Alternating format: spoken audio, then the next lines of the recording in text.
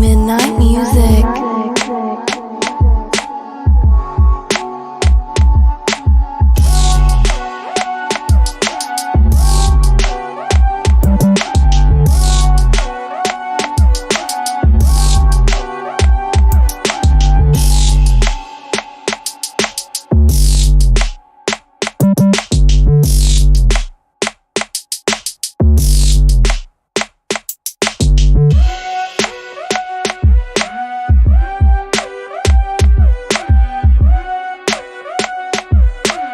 Midnight music.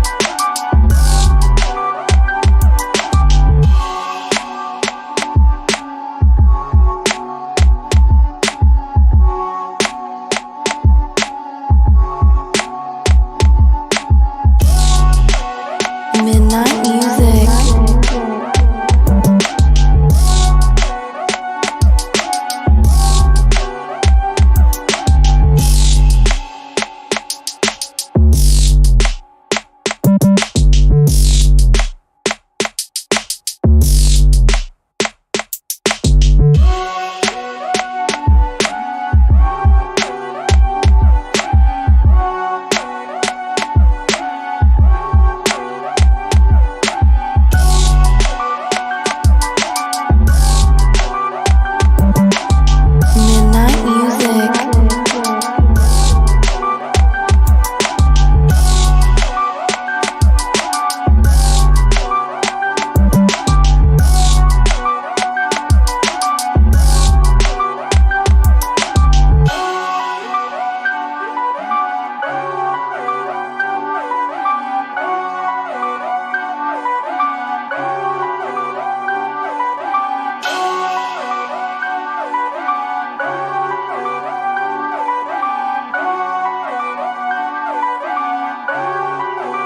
Midnight music.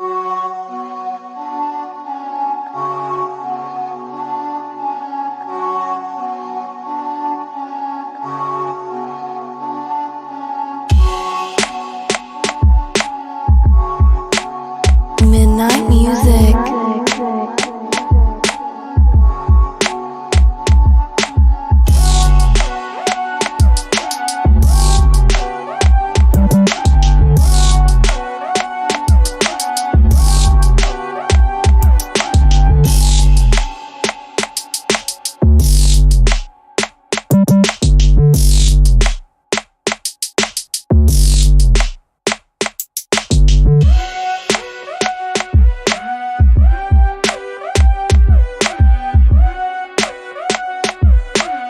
Midnight music.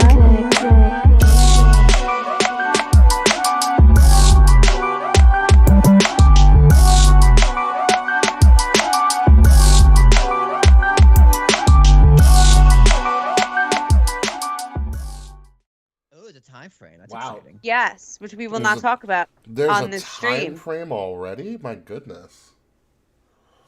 Mm-hmm. Hey man, when you That's know, you true. know. I just Yeah. can't. I just gotta say, there's something I look forward to more than a gay wedding, whether it's my friends or Jazz's friends, or what K Murphy, whatever you're gonna call your wedding. It's the top It's of my a gay list. wedding. It's a gay wedding. Okay, Gay wedding. love it. I can't wait for your invitations, too. I have a very specific That's why I vision. can't wait for this. Yeah. I'm curious, what do y'all think my Oh, there's wedding is going to going be to look tons like? of confetti, rainbows everywhere. Dude, it's gonna be the oddest combination of rainbows and Yeah. black I've ever seen. And then like, but then like hardcore Italian food. The entire spread.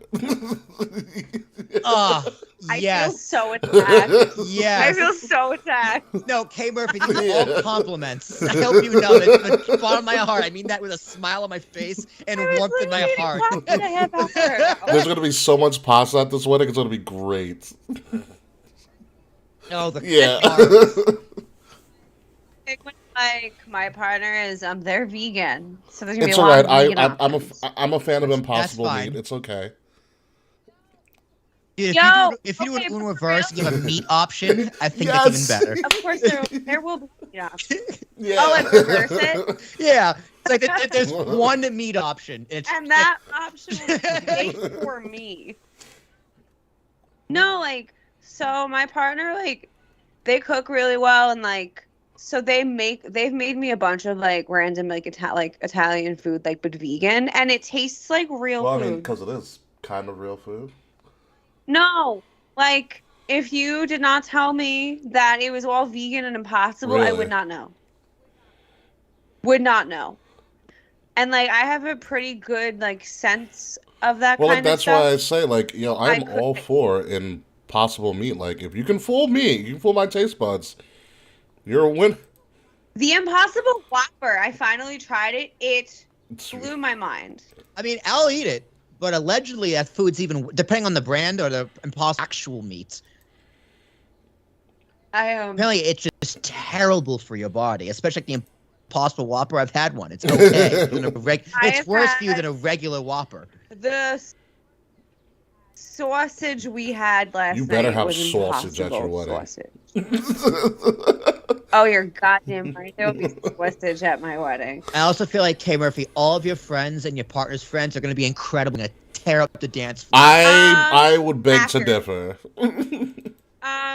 No, we are all.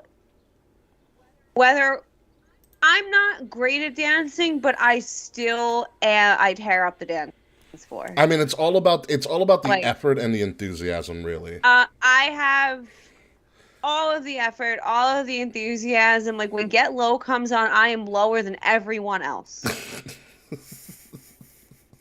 I'm not kidding. No, Get Low is like my song. just- Is It's one a of great, my- it's a I great know song. it's one of those songs that will never end. Like Juvenile's Back to That. So, like, here's the greatest part about your wedding. Such a good Here's the song. greatest part about your wedding. It's going to be gay as shit. It's going to be, the food's going to be great, and it's going to have a strong, healthy portion of ratchet music. Yeah. Oh yeah. Oh, yeah. Oh yeah. Honestly, like, I feel like. Like, I There's feel gonna bad be- for your older relatives. So you want to hear what's even better? They're not coming. I have like no family. Oh, okay then. So most of, like, when I get married, like, my parents would be there. They may already tolerate you.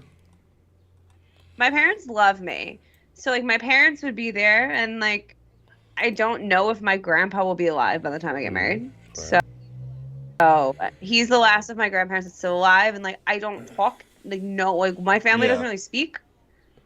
So I don't have to worry about upsetting anyone in my family because they do not give a shit about There you my go. life.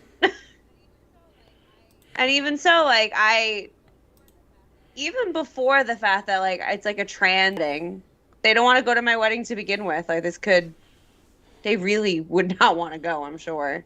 I don't know. Like, I don't know any of my family. If you need an Like that. officiant, let me know, because I'd love to do that I as have well. so many people that have asked. I have a list of people that have been like, I want to officiate your I wanna- wedding. It's like the list of Jericho. Yeah, right. Actually, I want to I'm live thinking- stream your wedding. Like, just use the tech that we have and make it an episode of Kings of the Rings podcast. How about I could do it. on a Wednesday? How about I get married on a Wednesday, and my wedding is the meat slapping majesty wedding. Yes. Yes to all of this, actually. Oh, meat will be slapped and It will be. slapping. Amen. Can you imagine if I- we did your wedding as an episode of the podcast and we live streamed it? I would be so happy. It'd be like one of the best podcasting activities we ever did. It would be like the royal wedding. It would be like the royal wedding of, like, the You know what we IWC. would have to do? We'd have to live stream your wedding, but we'd also have to have like two people on commentary. like commenting on the wedding if it's like a wrestling event, and the two people I think of are Ant and Mance. Well, Oh, Mance would 1 million be present at the wedding. no, we need a 3-man booth. Throw Issa in there too.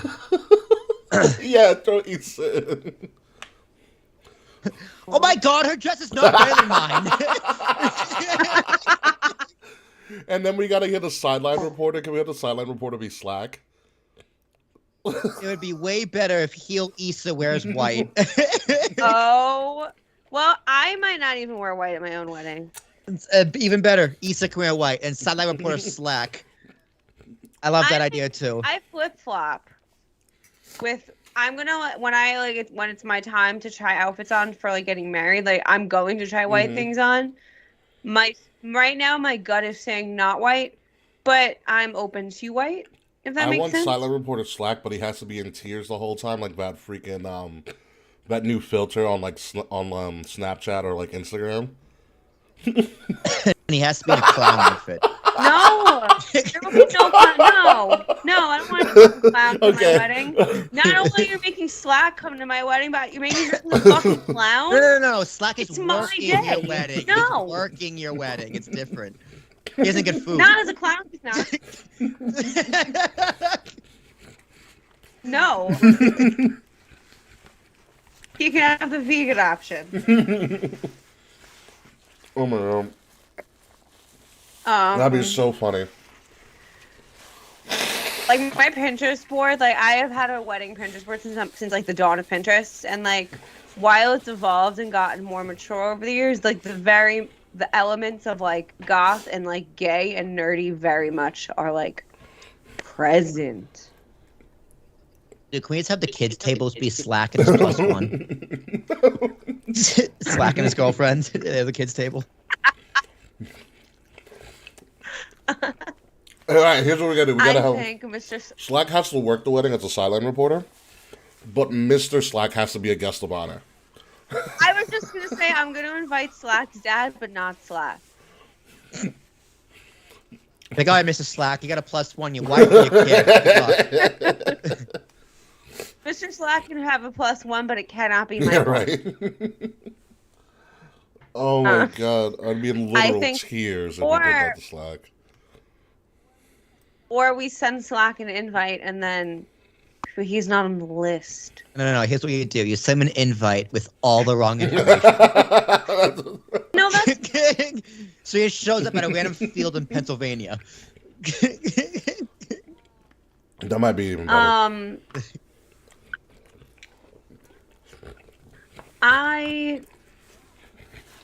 Yeah, we can send Slack to Pennsylvania. I feel like Slack would thrive in Pennsylvania. Have you been to Why? Pennsylvania? I don't know, dude. A lot of weirdos live. I see Slack Weird becoming a state. Mormon. I don't see Slack becoming a Mormon. I don't He's gonna see that at all. he's gonna sell his own oatmeal with him on the box instead of the Quaker. That's not Mormons. That's not Mormons. I don't think I got Mormons. The people don't use electricity and The Quakers. Amish? Are you thinking of the I Amish? got Mormons, the Amish, and Quakers. Yeah. Mormons all are in Utah, confused. usually. Yeah, Mormons are in Utah, so I was saying, Slack I would become a literally Quaker. volunteer with Quaker. Mormons. I have yet to hear about a Mormon chapter in Pennsylvania. Like, I'm sure there are Mormons in Pennsylvania. Hi, Slack, how long have you been here? Wow. Because, Slack, I don't know if you know, but we just planned a lot of activities for you. Slack, I hope you got a clown suit. I'm vetoing the clown suit. It's not happening. I am unvetoing it. Me and Mickey have It's 2/3 my votes here. Yeah, but Cameron, if we are live streaming the wedding, which means You've been here 2 minutes, right? You haven't missed much, Slack. Are you telling me? Wait, I've been here 2 minutes. Slack, what did you hear Something the 2 about minutes him- you've been here? We're Something about planning putting my him in a wedding field in right now. Pennsylvania. we're gonna make you a Quaker. Well, Slack, at the end of this, you're gonna do an oatmeal Oh, he said I box, heard the so there's always Pennsylvania that. thing onward. All right, so he missed all the crucial stuff, which is good. So Slack, we are planning my wedding, and I'm trying to figure out the best way to feel. Is Slack It's a hint of advice here because I am Team Slack. Remember to check all the information with Mr. Frets first.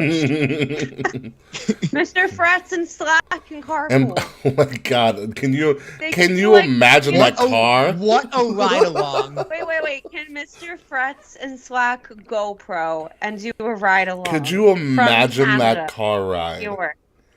Or risk them traveling I together? know. It'd be Talk wild. about strange bedfellows. Oh my god, it'd be great. I want to see it. She's like, Who's driving, and what kind of car is it? oh, it's something from the early 90s. I feel like Oh, it's a Jesus. station wagon. I like Like station National wagon. I was gonna Lampoons? go with Saturn, like it's a car that's not even made anymore. I think a station wagon is too American cliche. We gotta go Canadian cliche. They're on horses. A moose. Yeah, they're on mooses. They're gonna ride a moose-drawn cat. Oh, I've got it. Okay. To... Slack has to dress up as the Mountie for your wedding. Done. Just the Done. Mountie. He's a sideline reporter. As a Mountie, I will concede that. I will compromise. Screw the clown. Mountie's a better idea. I also request a performance of O Canada before the opening Before the ceremonies. national anthem, we play O Canada. Just for friends and Slack. All right, Ricky. Here's Yeah. what we're gonna do. You're gonna kneel for the U.S. anthem. I'll kneel for the Canadian anthem. Okay. Actually, if you want to throw whatever K wants, K will get. Thank you, Slack. You have given us too much freedom for this. Wow. I am gonna screenshot this right now without context. It is binding. You made the mistake of writing whatever I You know want what, to K? Here's what get. you're gonna do. It's going to Discord as In the proof. words of Ariana Grande, I see it, I like it, I want it, I got it. Damn. Here's the crazy part about this right now. So I just came with an even crazier idea since we're talking about national anthems. So, okay, you should have the gayest, gothest wedding of all time with a little bit of ratchet. And so you should just play the black national anthem. Like, just totally throw everybody off.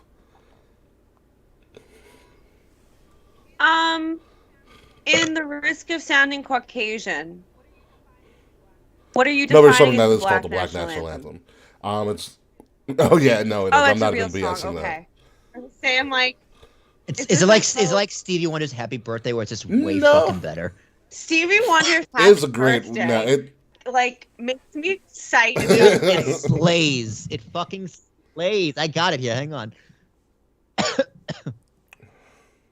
Fuck is it? How you doing, Mr. Frets? And congratulations, Mr. Homeowner Frets, by the way. Happy birthday to you. Happy birthday to you. Happy birthday. Heard that like when I first heard the song. Yeah. I didn't know it was an actual song by Stevie Wonder. I thought it was something my No, friend just made you'd be up. surprised. But it's a real Wait real till we tell song. you I about can't believe it. how we invented rock and roll too, and hockey. Well, not hockey. Well, I didn't know hockey. It I wasn't did know hockey, but rock and there roll. was a black hockey league on Long Island like years ago. It's kind of wild. Mm-hmm. Really? That's why no one. That's why no one knows who cares. It's Long Island. Thing. It was an ESPN like doc. It was an ESPN like special. Wasn't a 30 for 30 for 30. See you later, Mr. Frets, Mr. Homeowner. You bastard. Yeah, right. You yeah, lucky right. By the way, son of nice a fucking bitch. kitchen, Frets. God damn it. It is a beautiful kitchen. My brother is close on Oh, the yeah? house. Fucking finally. Yeah, where is he moving? He's staying in the From Boston area. Boston. Oh, good. Oh man! All right, are you ready to get the show going? Because let's get the show on the road. I'm ready. I have my info. Oh no. Hold on. I mean, because we got to do is before your internet inevitably kicks out again, and it's just me and Will. I'm trying to experiment this week. What do you do? What's your experiment? It's killing me to do this on CM Punk's first Dynamite as champion, but I do not have Dynamite on right now. But because it's raining, it could go either way anyway. Yeah, it's raining here too. Pouring the old man a It's like snore. thunder. We have like it's thunder. It's like full on like pouring and thundering in Queens. Yeah, no, but Yanks game was delayed too. Canceled. Changed. It got moved to Oh yeah. tomorrow. Doubleheader. So Oh, we no. can see Yeah. freaking Judge just Right. own Ohtani and Trout as a leading MVP candidate. Dude, Did that you see game him? last Did you night, see their him just rob defense- Ohtani of a homer with ease? Yeah. Yeah. He's like, oh, I got it. He's like, a little harder, Shohei. A little harder. See, you're on the cover of MLB 2K with show. Must be a yeah, right. Again. Must be a shame to get that curse. Shohei is having a little bit of a sophomore slump. He's not doing. Yeah. He's doing like okay. He's got a great swing though. I've seen. I was like, wow, it's a beautiful swing. It's so weird. It's It's like Gary Sheffield and Ichiro. it's a weird swings. sort of balance that he has to it. It's like he puts his whole body into it in a completely different way. It's like a Yeah. swooping motion. That's what gets Thomas. All right, Kay, are you ready? Yeah. I I'm just here. want to make sure. All right, Will, are you ready? Yeah, I'm rolling. Let me get back. Off a happy birthday. 3, 2, 1. Happy. Wait, hold on. Happy birthday! Is today anyone's birthday? No, but Friday is National Donut Day. By the way, Oh my god, I'm going to Krispy Kreme. where the fuck is our Krispy Kreme in New York? In Astoria. Yo, there's one in Jersey City Yeah. too. They just opened it a few months ago and it's right by the Krispy Kreme's TJ making a Maxx. comeback, baby. I fucking love Krispy Kreme. Says quick sideberg. I was there the day the one in Hicksville opened in the 90s. I went the day it opened. It's It a was a beautiful wonderful day. I remember vividly. I remember it very vividly. It was a whole thing. Up in New England, we got Dunkin' Donuts, obviously, and then Honeydew Donuts, which is like Krispy Kreme, but delicious. Honeydew Donuts is the shit. But starting in 5, 4, 3, 2.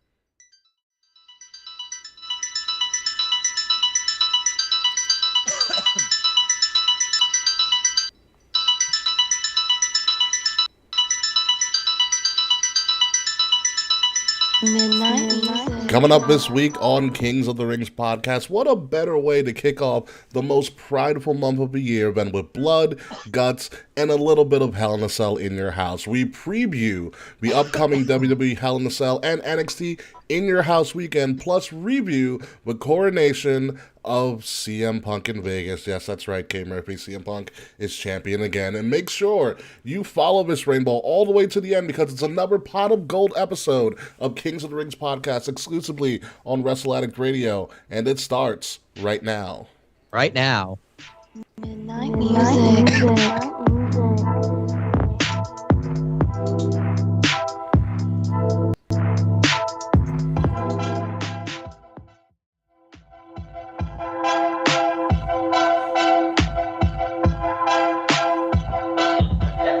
You know, Johnny Depp and Amber Heard had a 6-week trial just to find out that they both defamed each other. Like all of that, That's all the of that funniest- for that's nothing. the funniest part about it. All of that. Well, Oh, John- no. Johnny Depp gets. So Johnny Depp 50 won. It's not a win. They both so one got more than the other. He won. That's more. not a win. Well, he won. No, Okay. he won. No, they Yeah. both won. He won 3 counts, and she won one of her 3. Yeah, or one of her and 2. Oh, So he still the won. They- point they he won and lost. more. It's- I consider it a draw. No. I'm All a the lifelong drama Johnny Depp for nothing. stan. Oh, she defamed him more. She But it's defamed still him defaming at so is much. defaming. But if you look at his statement versus her statement, she views hers as straight up a failure. Listen, a shit is a shit I'm regardless. devastated that the power of my ex-husband. I I read don't, them I don't both. read She's any done- of it. It was all much ado about nothing because they were both people who just wanted to shit on each other, and that's what happened. Anywho, folks, welcome to episode 294 of Kings. What entertainment, though. It's horrible entertainment. Although I will say Amber Heard will never get in anybody's bed ever again. Anyway, welcome to episode 294 She shat in of his Kings bed. of the Why Rings would you let her? podcast. in That's bed? the idea, K. Murphy. Episode number 294. Hella Pride. I'm your host, King Rick Rose, along with Willie T, and the resident rainbow themselves, the K Murphy. We got a lot to talk about. It's going to be a big K Murphy show. I'm not going to lie. This week, it's the beginning of Pride Month, obviously, which is a K Murphy staple. CM Punk won a fucking world title, which is also a K Murphy thing, and yeah, it's just the K Murphy show at this point. So why not just kick it off with K and talk about one of the big things that we do each and every Pride Month is donate some money and put up some badass shirts. So K, take it away. All right, y'all. Okay. So this is our third year doing a Pride fundraiser, and in previous years we have donated to the Trevor Project, but this year specifically, that the trans community specifically should be given more of a platform. 2022 alone, there have been over 300 anti-LGBTQ attempted to be passed, so it is a incredibly dark time to be. It's very scary to be trans right now because states are making it more inaccessible to transition and less safe to be out and being trans. So this year, as you can, if you're watching, you can see our little screen. I designed a new shirt this year that all of the money is going to the National Center for Transgender Equality. They advocate to change policies in society to increase the understanding and acceptance of transgender people. In the nation's capital and throughout the country, they work to replace disrespect, discrimination, and violence with empathy, opportunity, and justice. So they advocate for trans people and want to see them succeed in this world and live safely and authentically, which is what everyone deserves to do. So buy a shirt. They're really pretty, and protect trans lives, y'all. Yeah, so we're going to be having this design, this great, fantastic design designed by K Murphy themselves, on T-shirts, on tank tops, and I believe Kay and I came to a consensus. We're also going to have a little bit of a higher priced tie-dye edition of this shirt that's going to be coming out, and all of that's going to be finalized by this weekend. So hopefully by June 3rd or June 4th, everything will be up on all of our Wrestle Addict radio shops, including Kings of Rings podcast, Wrestle Addict Radio, Young Lions Perspective, and Fretzelmania. You can go to any of those sites. The links to our site in particular and Wrestle Addict radio sites will be in our description on all of our shows. And like Kay said, 100% of those proceeds of those shirts and tanks and the tie-dye ones, 100% of those proceeds go straight to the National Center for Transgender Equality. We take no money from this. This is something that we've been fortunate enough to do and work with the Trevor Project, and you know, it's one of the things I think helped Kay get in contact with the Trevor Project, and now Kay is a member of the Trevor Project. So can't really donate to the Trevor Project anymore because it's kind of nepotism at this point. So kind of had to switch things up. If you still want to donate money to the Trevor Project, donate money to the Yes, Trevor keep Project. Kay employed. But we're just not hosting a fundraiser this year because I feel guilty. Yeah, no, about this it. is awesome. I'm very excited for this. We're excited to help out the National Center for Transgender Equality, and the designs are going to be pretty dope. Like I said, they're going to be coming out this weekend in tanks, tees, because you know it's fucking hot and it's summertime, and a special tie-dye edition as well, which actually looks pretty dope because Kay and I went over it yesterday. So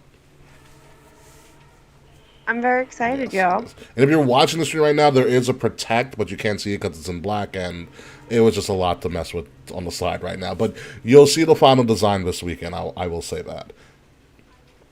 I will, if you are subscribed to our Patreon, I will drop it in the chat. Drop it in the now. Discord. And just join our Discord too, folks, by the way. But let's move on to some other big news coming out of the wrestling world. Starting with the fact that Money in the Bank is moving to, as WWE has called it, the infinite confines of the MGM Grand Garden Arena, moving away from the initial plan, which was Allegiant Stadium. It's going to be the same day, July 2nd, just not at Allegiant Stadium. It's going to be at the MGM Grand, which, let's put this in comparison, Allegiant Stadium, a state-of-the-art NFL football stadium holding about 75,000 people at max capacity. MGM Grand Garden Arena, 12 grand? Yeah, It's a bit of a difference. Oh, bit of a difference. I have some theories about this, but before we go into a little bit of theories about this, Will, what is your interpretation of this massive switch in venue? I'm shocked. I am genuinely shocked to the point where it's just like I don't know what to speculate. My guess is that tickets just didn't sell, but were they even on sale yet? Tickets like were when did already tickets go on on sale? On sales, maybe just the projections were So just tickets terrible. were already on sale. oh, they sound Tickets were already on awful. sale for Allegiant Stadium, and then like last week or week and a half, they sent out an email to people who already bought tickets for Money Bank at Allegiant Stadium, saying that they're changing the venue, but those people who already bought tickets are going to be the first in line to get new tickets for MGM Garden Arena. Right. Here's the credits to Yeah. full refund and buy him again.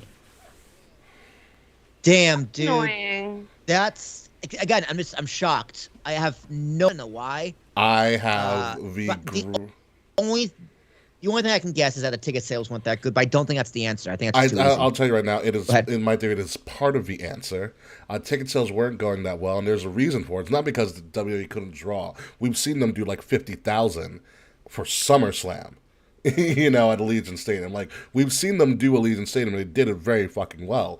They just hit a really big problem. And the really big problem is Israel Adesanya is main eventing UFC that same day. So they can't. Okay, so they can't. It's not that they can't sell tickets; they just can't compete with the UFC. Yeah. And Israel Adesanya is, if Ngannou leaves, especially, he is pound for pound probably the best fighter in the UFC, in my opinion. UFC 276 is that same night at the T-Mobile Arena. Yeah, good luck selling 60,000, 50,000, even 40,000 for a wrestling show, Money in the Bank, over Israel Adesanya. Now, if it was a SummerSlam, a Rumble, or a Mania, I think it would. Money in the Bank, I'm not gonna lie, Money in the Bank isn't there yet. No, and it was bold. So if that, You know what? I think if you look at it from if you look at all the optics of it, it makes sense. You're like, it's 4th of July weekend, big time for people to travel. Would be a prime time to hold a fighting event in Vegas, as Vegas is known for fights, and Vegas is essentially the fight capital of the world, but a fight capital, Yeah. not Google, calm wrestling down. But not a pro wrestling capital of the world yet. Hold on, let me stop. Google, stop listening. Thank you. it's not gonna stop listening. they never stop listening. Yeah, I think that makes sense. Okay, that makes my viewpoint on this whole thing change quite a bit. I was maybe like, listen, WWE, you gotta take this big fat L. And I'm just like, you're still taking an L, but it's a lowercase L. Yeah, I think it's just somebody fucked up the schedule because somebody was like, 4th of July weekend, Money Bank, we can do this. They were like, yeah. And no one looked at everything else on the calendar on Vegas that weekend. Well, here's the thing. I have a feeling WWE probably booked it first because they announced this like last August. Did they announce the location last August? Or did they announce the date? They announced location. I don't know if they had the date, but they definitely announced the location, and they said I think they said July. Because that's when they might have just said 2022, which could have meant June or July. But they knew they were going to Vegas like well in advance. And Vegas can pretty much, I think Dana White can just go there, but who the fuck he wants, really. Although there is one casino, I forget which one it is, but Dana White is a degenerate gambler. The dude has lost $1 million in a night and won $7 million the next day. He got banned from a casino for winning too much. He won like a few $1 million at blackjack, and the casino kicked him out. And Dana White's just like, oh yeah? Well, guess what? The UFC has also been kicked out. Canceled all shows for that casino since, and like has never gone back. It's hysterical. Which to me is just the Prince Petty at its finest, and I am all for it. And my other theory is, I think, and it's one of those things where WWE can take an L on this and move Money in the Bank because they're just going to return for WrestleMania and guarantee they'll sell out Allegiant Stadium. Because I strongly believe that the front runner for WrestleMania 40 is going to be Vegas. I It is. completely agree. That Yeah, is the front runner for Mania 40 Yeah, Vegas. I believe the front runner is going to be Vegas. I think it is going to be Vegas. I think they have studied that arena to a T, but they know what the hell they're doing. Yeah. I just feel like it's a stupid idea to put a pay-per-view 4th of July weekend. I think it's a in brilliant general. idea. You hope, and especially it's going to be held on a Saturday. That's brilliant. No one's doing shit. Also, I'm pretty sure Monday is the actual Correct. holiday, so you're gonna have Monday is. off as well. All right, yeah. So I think it's a great Yeah. idea to have it 4th of July weekend because it's a long Yeah. weekend anyway. It's a long weekend, but people might be want to do other shit than watch WWE. Not at night. Yeah, maybe. you got your cookout during the day, and you're already trashed. And what's better than watching wrestling? Yeah, and when you're eating trashed? and eating more trashy food after that. And Yeah. eating more trash, dude. Nothing's more nothing's more American than eating burgers, dogs, beer, and fake fighting. I don't know. I feel like the older I get, the less I do for 4th Which is of perfect. July. That's why you would watch. Yeah. Well, I used to travel on I- 4th of July, I- so. When I You're was not- you're not younger, when I was younger, 4th of July was like a big deal. Now I'm like, I'm working, so like can't stay up late. Welcome to adulthood. So, yeah. I actually hated 4th of July because I hate going to Cape Cod. I I was scared of 4th hated of going to July. Cape Cod. When I was like a kid, the Hicksville Fire Department, I'm sorry, no, it was the East Meadow Fire Department, they had a sign that said it was always like Happy 4th of July sign, but underneath it would say fireworks kill. So they scared the shit out of me. So I was like a very anxious child, if you didn't assume that. I was So- scared of fireworks too. I was terrified. So every year on 4th of July, I would go inside when the fireworks would start. Yeah. Because I was afraid I was going to, in my head, a rogue firework was going to descend from the sky, strike me in the chest. You would have seen the rocket's red glare right before you ended your life. For real. And the bombs Burst. I only, bursting the only thing that got me in out of the air. house for 4th of July is when my block started hosting a block party. That is the only thing that got me over 4th of July. Gave proof There's through the night. He was there. Slack has to sing that song. No, I don't. Oh, dude, yeah, Slack, sing to me. That was an episode title. It was "Sing to Me." Slack was the title. Or is it Dave? It was like Dave, stop singing. Oh, this it was song. stop. I was like, stop singing or something. Like it was the Dave. It was a Dave title. It was Dave's. What was Dave singing? I don't. It was like don't sing. to Yeah, me it was. It or was something. "Don't Sing to Me" because Dave was singing for some reason. Who the fuck knows? But look, What was Dave I singing? don't remember. Look back in the archives on SoundCloud. By the way. Oh, Sunday He after was not, he That's was what not I'm singing that at all. All right, let's move on. So saying. as we continue with the K Murphy podcast right now, Double or Nothing. Hey, I bought double, or nothing, too. happened this past weekend in Vegas, and it was a 5-hour fiasco by many. But the highlight of his 5-hour, Oh my god. it was the so highlight long. of his was so 5-hour long. fiasco for K Murphy and for a lot of the internet marks over the age of 30 was that CM Punk was crowned as the AEW World Champion, beating Hangman Adam Page. It is his first World Heavyweight title in over 10 years, and boy did it look like it with all that gray hair and crying and FTR putting him on his shoulders. K Murphy, tell us about this moment. I need you to know that I almost didn't see it happen because I was falling asleep. Perfect. So perfect. Yeah, dude, So- it was like 12:30. Honestly, me too. I was falling asleep too. It was So 12:30 I when I won the worked. title. I worked the day of the pay-per-view, and I had to work the day after the pay-per-view. And I start work at 4 a.m. So this was not looking good for me. I hosted a party too Yeah, you because I'm are. a psycho, and we were literally like all posted up in my room. There was like 6 of us. I actively went to sleep after the Anarchy in the Arena match so I could power nap for Punk. 'Cause I didn't care That about the should have tag been match that at should have been a show title. Power Nap for Punk. Power nap for Punk. I'm gonna make that a shirt though. I can do that. So I needed to power Holy nap. shit.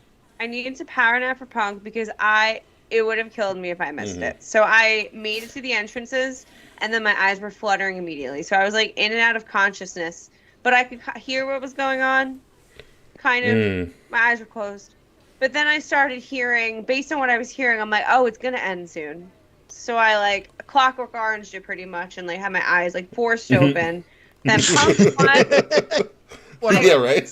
Punk, that was one of my favorite books in high school. So my favorite books currently.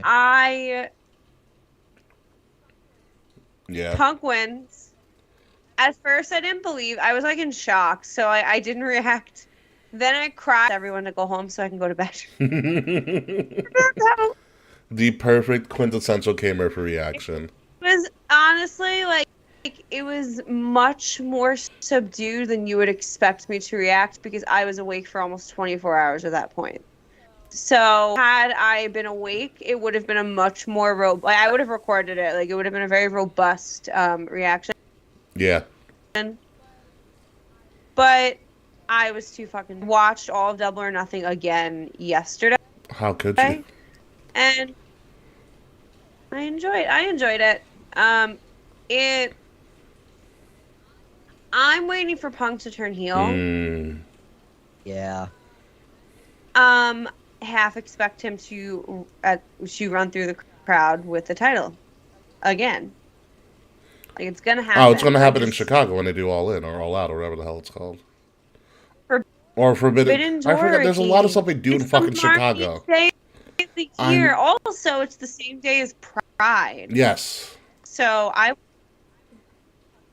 will not be watching Forbidden Door live.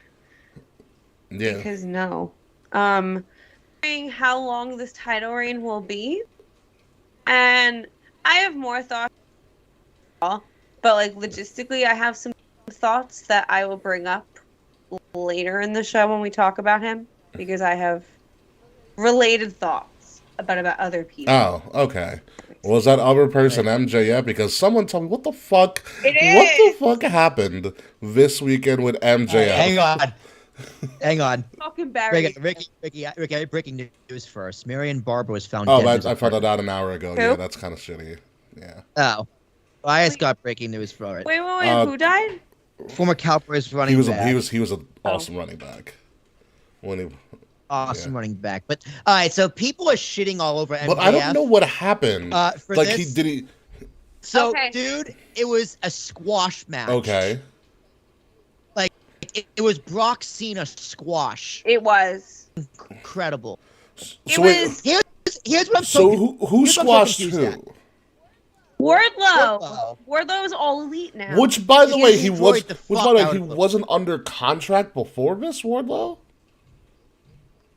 In kayfabe, the contract of MJF. His contract was affiliated with MJF's contract. God damn it, Ricky, watch the product. This is why I don't. The internet is. Well, I don't watch WWE like that. Fair. The internet is just like so mad. But it's like, guys, this is what you wanted to happen. Like in the storyline, this is the desired result. MJF gets his fucking ass whooped by this monster. You got exactly what you should want. Why are you complaining? It's not a burial of MJF. It is a shine of Wardlow. No, I think it's because you heard about everything that happened. That's what I'm trying to figure out. Did he walk out of an event, or was there an argument with Tony Khan? What is going on? So they had so the weekend of Double or Nothing, they did. I don't remember the name of the actual event, but it was like their access. They were doing like signings and shit. So MJF was supposed to be there, and he walked out. And while he did not get on, there was a flight booked out of Vegas for him, I believe, for Friday or Saturday night. I don't remember what night it was.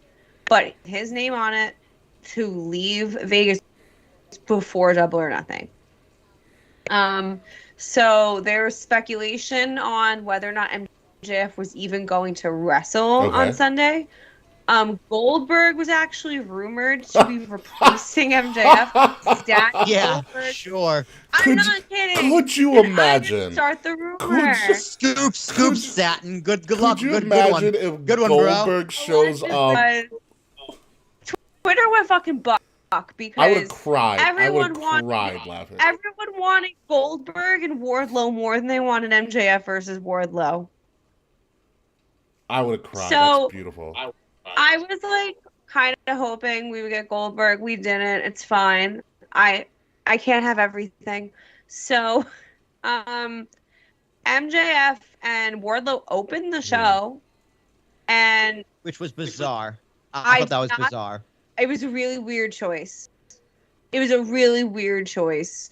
I think that he opened the show because they couldn't guarantee Max would stay, and sure, allegedly he left right after the match. Which is, you don't do that. Tell about the CM Like- Punk. That's don't do that. Yeah, Dude, the right? irony. I know. So MJF. So not only did Wardlow kick the shit out of him, he got the stretcher. They stretcher chopped MJF. He got the stretcher.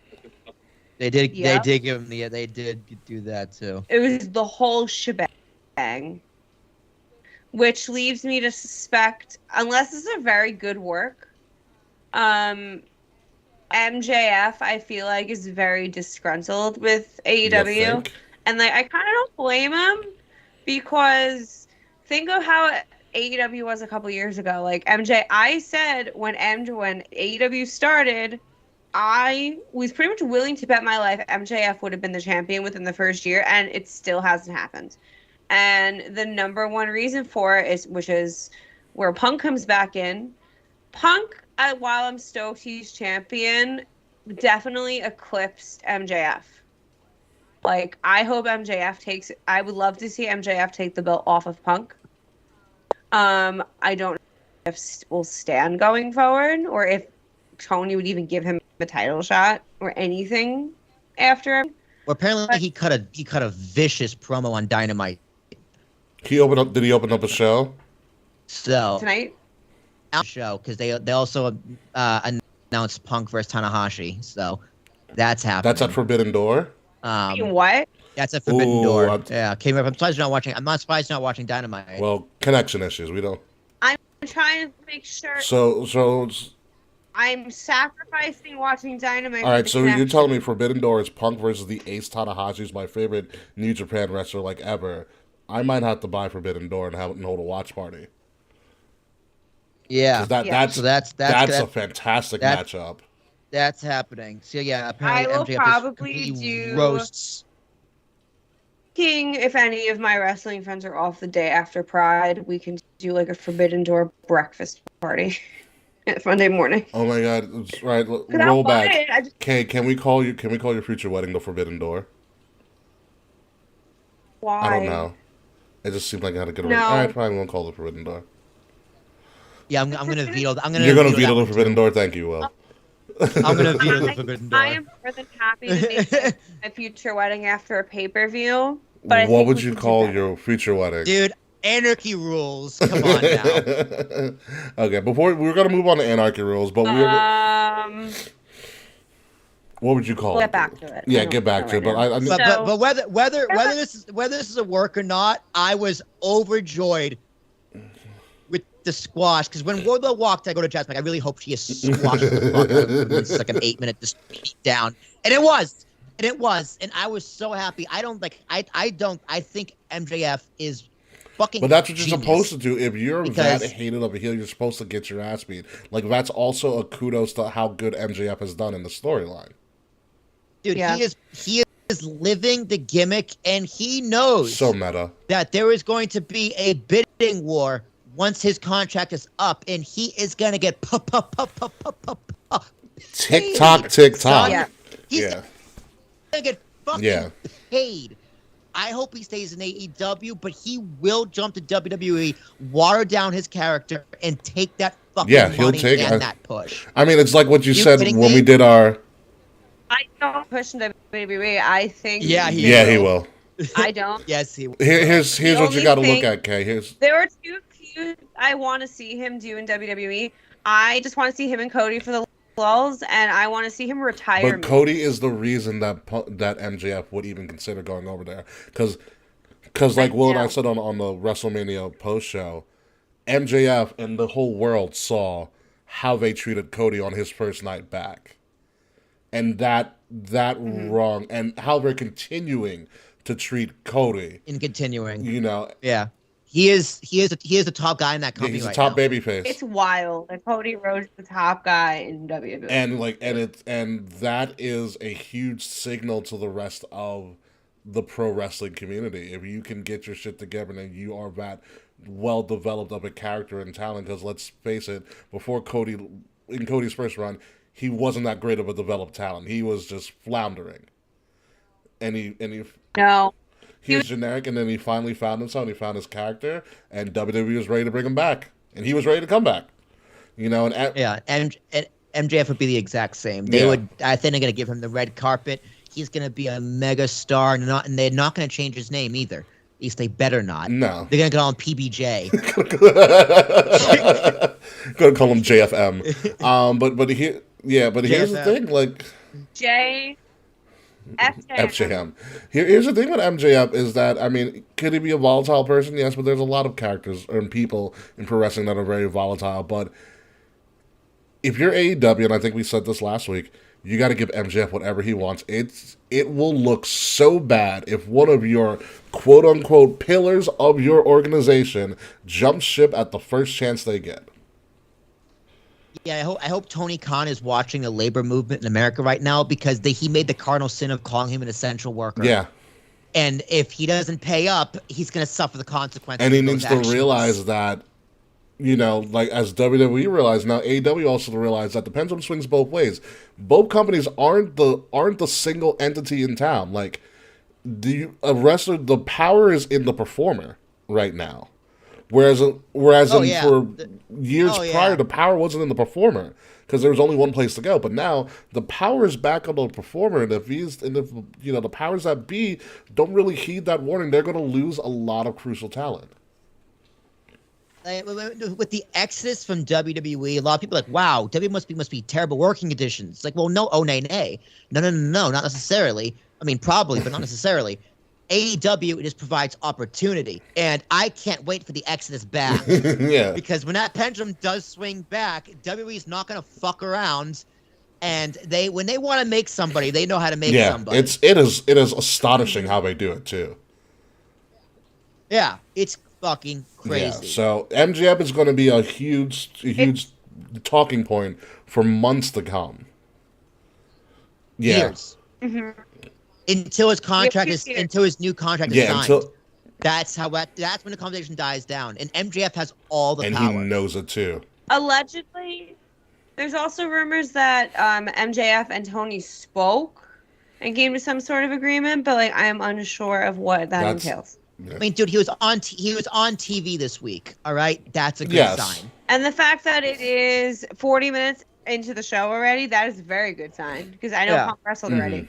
Yeah. So, like for real, like I wouldn't read too much into this. Oh, he was gonna walk out. It's like, well, maybe, but here he is. He's there, and it depends on. He's there now, but let's see if he's there next week and the week following and the week following. That's when you kind of really. And honestly, if I was Tony and me and him had creative differences, I would literally leak like we had a blow up in like MJF, you literally lived this gimmick. Let's fucking work the internet. Like, yeah, this was based in reality. We had a disagreement. Let's actually blur the lines. Make it something it's not. Yeah, trust me, blur the lines. we blurred the lines on this show. In our opinion, it was highly successful. In our opinion. Mm-hmm. I mean, for us, it was successful. For everyone else, I still consider it a work of art. But not a bloody work of art, as zombie Eddie Kingston about to literally light somebody on fire during the Anarchy in the Arena match. Look at this face. So I know Jericho and the Backstreet Boys. I know Jericho and the Backstreet Boys like won, but what the fuck led to this? So the best way I can describe this match, because again, was nodding out a little bit. It was chaotic as fuck. Wild Thing played for most of the match. It played for almost half the match. Yeah, weird. It was annoying. It was really annoying. So annoying. You know why? Because ECW used to do it with the gangsters, and it was fucking awesome. It was like New Jack did it too, but I'm like, I don't know. Maybe if it was a different song that had more interestingness to it, it would not. Like if it was Judas, it would have been better. Judas, I think I would have been fine with, and the song is long, and the actual song is long. So they actually like played it on repeat. It's like Ricky, you. Oh boy. Yeah. Yes. It's like Ricky, you're a director, and you're gonna film a bar fight. Like, it's a crazy ass bar fight. What song are you gonna not use to score that? Probably Wild Thing. Yeah. It's not that. Yeah, you need something. You need something faster. It's just not. Yeah, like Wild Thing was a great pitch, great song for the fucking like the pitch on the Phillies in the '90s. Yeah, but like that was his entrance. Well, song. it came from Major League. That too. Charlie. He's just running to the. He's just running Shout to out the to mound. Charlie Sheen. I feel that the Jackass music might have been a better fit. Yes. No, I got it. I got it. Hang on. So this is it Happy Birthday? It's not by Happy Birthday by Stevie Wonder. I hope not. Don't give him my days. What the fuck? This just seems like a whole bunch of calamity. Like what the hell? I mean, I understand. It was calamity. The music was.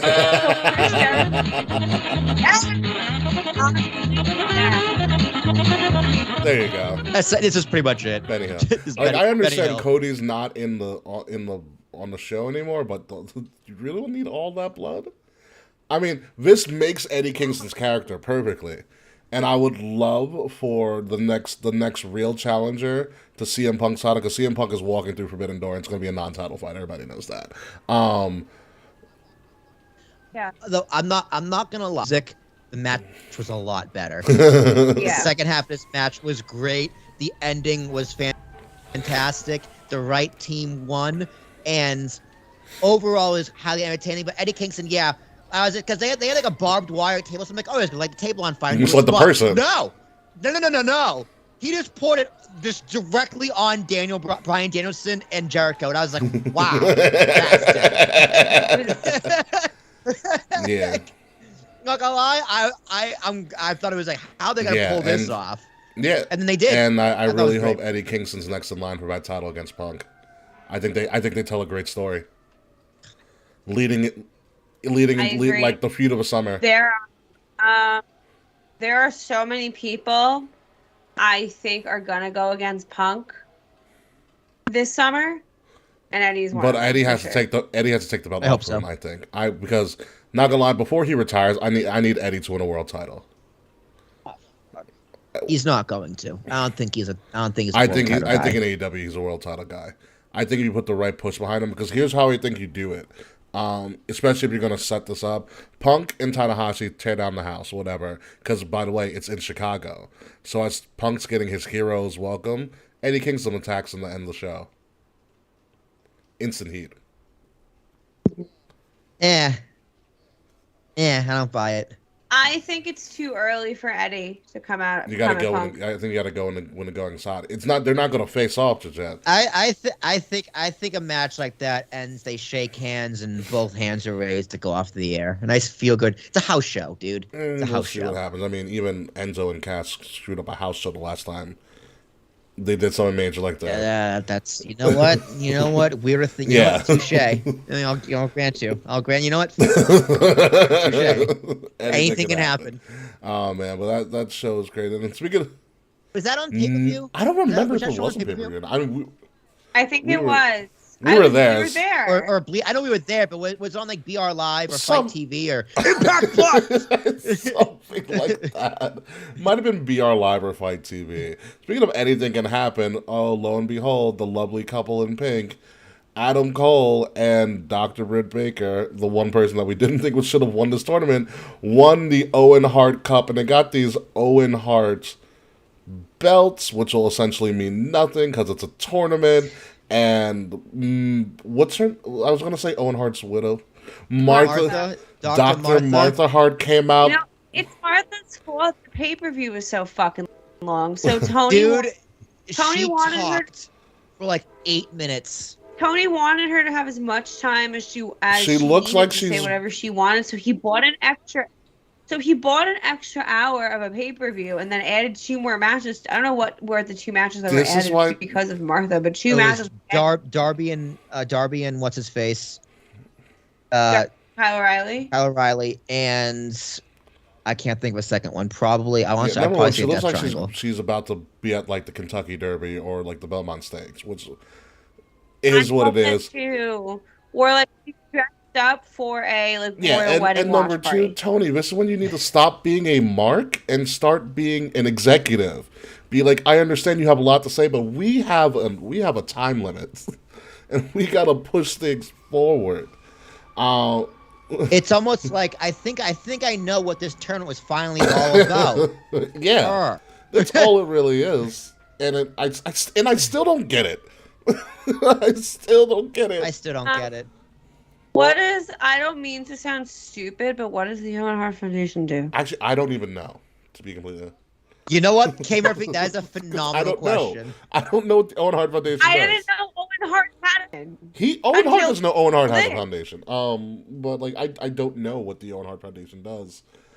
Does it continually sue WWE? Like what does it do? Like I wouldn't. I feel better now that I was not the only one that did not know that. I just thought I was like a uneducated wrestling fan. I mean I am, but It just blows my mind because like we've said in the past, Owen Hart never wrestled in AEW. Like none of this makes sense, and it doesn't lead to anything. Dude, they get nice commemorative Yeah, belts. their website is ass. Like, wow. the Owen Hart Foundation. Like, dude, like this looks like it was made in 1999. It's just pictures of Martha. Oh Oh my no! god. It's like, dude, how much money you've probably gotten over the years just from wrestling fans, and this is the best you can do? What is she a doctor in? I should. What is her doctorate in? No, Metaphysics. stop it. That's No, a great no. question too. No, I know. Could you imagine though? Like, dude, this website's literally just one page. Wait a minute. Is the Owen Hart Foundation an MLM? What?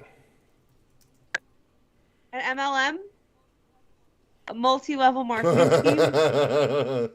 No. That is more. There's more than one. You know, type. like those, on like fucking Instagram, the girls you went to high school with, they slide into your DMs being like, hey, how are you? It's been so long.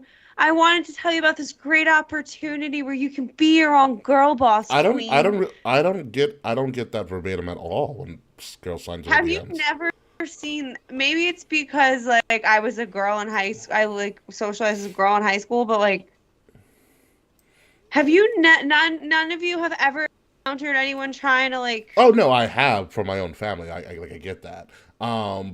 But I've never. It's a whole thing. I know. Like there was a period of time where like I know so many people that were like sucked into multi-level marketing. So the Owen Hart Foundation does literally nothing other than quote help people. so according you know it's bad. You know it's bad when Wikipedia has more information than your own website. And so according to Wikipedia, it says the Owen Hart Foundation started in December of 2000. It's a Calgary, Alberta, Canada-based charity that provides university and college scholarships for children in need, as well as housing for low-income families. The Owen Hart Well, that sounds. Yeah, the lot Owen Hart more Foundation helpful. also supports a number of worthwhile charities in the Calgary community and provides scholarships, housing, and various forms of assistance to at-risk communities around the world, including doing food drives, backpack giveaways, and Christmas projects. Okay. No, it looks like they do good work. Yeah. Yeah. Too bad they don't like mention anything about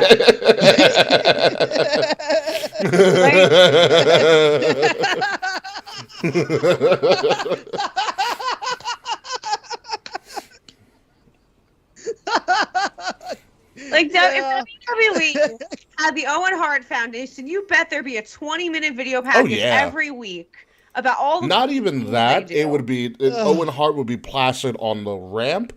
In the ring, you'd all the announcers would wear Owen Hart pins. talking about. You'd have an Owen Hart episode of Raw and SmackDown, something that he was never on. The ropes would be pink. Kevin Owens would come out in an Owen Hart singlet and with two slammies. Yeah, I can't say WWE wouldn't do any of that, and AEW did none of that. They just put the winners in pink, and like, what's fucked up is even though I knew Adam Cole and Britt Baker were gonna win the moment they were announced in the final, they put them in fucking pink. That's so obvious. Well, I have no problem with them winning. I think it's something they both need right now. They need something to win, even if it is the meaningless tournament like this. Vacation tour continues. Adam Cole's on vacation, playing wrestling with his girlfriend. But the two of them out there on camera looking incredibly awkward while Martha Hart is speaking for 8 minutes, and they're just clapping and smiling and like staying there with their arms folded, and just like, wow, you guys do not want to be out there. At one point, Britt was doing the clap with the chants on the audience. Man. Yeah. So also, like she took a long time just to present them the belts. Like, bitch, do that first so they can leave and then give your speech. In commentary, like, they give, I think, Adam the belt, and they're like, wait, do you see the other one? It's the same fucking belt! It's the same one, just a different color. Oh my god. Scheme. So also on the Wikipedia page for the Owen Hart Foundation, it says, in September 2001, Owen Hart Foundation partnered with AEW. The partnership will entail AEW hosting an annual tournament called the Owen Hart Cup. So, by the way, folks, next year you're going to see Martha along with the production of Owen Hart merchandise, which will include action figures, apparel, posters, and an appearance in a console video game being developed by AEW. So Owen Hart, you'll be able to play him in AEW's early developmental video game. Jesus Christ. So Martha ended the speech. All wear hats like that? No, never, Martha. Oh, no, I will be sourcing a hat for next year. I did buy for the party hot pink serving trays. I served everything on hot pink. I can't with I feel like Martha Hart was a giant fan of Lacey Evans. She's like, I can do that. The sassy Northern Belle. Oh my god! It's just they've got to fix this tournament. Like it's good cause. I mean, I'm glad that the Hart Foundation legitimately actually does probably do really good work in Canada. But Tony Khan, I'm something that was a pattern here with Tony Khan partnerships, meaning is that they do a lot for him, he doesn't do jack shit for them. Our partnership is a give and a take. Tony Khan's been good at taking. It's not given. not so good at the giving. Like, the best out of his partnerships, they gave TNA Christian Cage again. Sent them back. That was it. Oh. Even in the media scrum, Tony had to talk about how he didn't plan on going out with Martha. Martha wanted Tony to go out with her. Yeah, because that's good business. She knows business. Tony. Yeah, dude. Come on, dude. He didn't want to go. He didn't want to He wanted her to have her moment. This is why he bought an extra hour of a pay-per-view for Martha. Well, especially since Cody isn't there anymore. Who else is gonna walk her out? Sure as hell the Bucks aren't gonna do it. Can you imagine the Young Bucks escorting out Martha and then doing a super kick with her in the middle? They give it a BTE trigger. Oh my god! Just fix this next. It's fix utter this ridiculous. This whole tournament, the whole tournament was ridiculous. And the best part of the whole tournament for me was Rancid played with the guy who looked like Triple Rancid, H. So stoked, and then Tim Armstrong kind of looks like Triple H now, but when they finished performing, JR just goes Rancid because he did not know. Oh man, it was great. This could be so much better if they knew what they were doing. All right, let's move on. There was a lot of crazy. Or if they could use WWE footage. They should do dramatic reenactments. No. At least hire Jason Sensation to do the impression. All right. But yeah. Moving on, all right, moving on.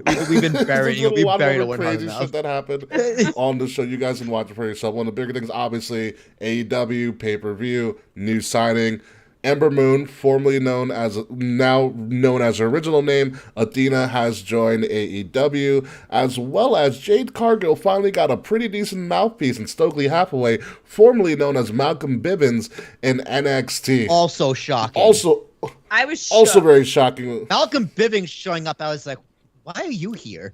Well, this I was like, what are this you all doing makes here? sense. He probably was doing some wheeling and dealing under the table. He deliberately did not re-sign with WWE. He was offered and he denied, and I think this is why.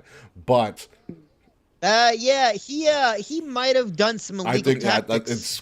it's blatantly obvious because Unofficial, exactly, because official here's the talks. thing, because for Yeah. him, he did not resign, so his contract essentially just expired. So there is no no Yeah, compete he can clause. go whenever so he wants. Yeah, he will. Well, in NXT, it's only 30. Okay. So he wiggled his way out of it. Which is fine. Do what you do, because again, power in the performer. And he's Man. fit I perfectly. hope he made more money. I hope he's making more money here. I think bigger stage. He's in a better position because he's with people who can actually make bigger superstars. Jade Cargill is a star, but Malcolm as her mouthpiece can make her even bigger. So I'm not gonna lie, I like all of AEW's managers. I think They're all great. of them are pretty good. They're really used very, very And I think well. Malcolm is going to stand out because that he's him, or Stokely as his original name is. Stokely. Because he just has that unique, different flair to him, and I'm very excited to see what he does with Jade. Like, I'm also a big Jade Cargill fan. She actually had an op-ed in the Players Tribune, which you have to read. I think literally the title of the op-ed is called "I'm That Bitch." That's amazing. Jade is amazing. Dude, I want to sit in the baddie section. I'll be a baddie for her. If you had Twitter, I would have you tweet at her like, "It will be a baddie." Oh my god! If she gives you the okay and she gets you like tickets for like a show in Jersey or something, you better be sitting in that baddie section, Will. Oh, fuck yeah, I will. Are you kidding me? I'll sit next to Red Velvet. So with the signing of Stokely and Athena, this makes 16 signings this year for AEW, but they did not have last year. Yeah, there's a mistake. Athena's there, cool. But someone else not to be on TV. someone to go straight to Ring of Honor. Yeah. Her and Mercedes are gonna do barn burners on Dark, which is again a fucking shame because like you have all the ingredients for a great women's division and you're not using them. Anywho, All the ingredients, but not the TV yeah. time. Yeah. No one, because she gave Martha an extra hour. That's why. Yeah. That's exactly why. Oh my god. So let's move on from AEW. Let's go through Hell in a Cell, which essentially, when you look at Hell in a Cell, as we are going to preview the show right now, probably really quickly, because there's not much to talk about for Hell in a Cell.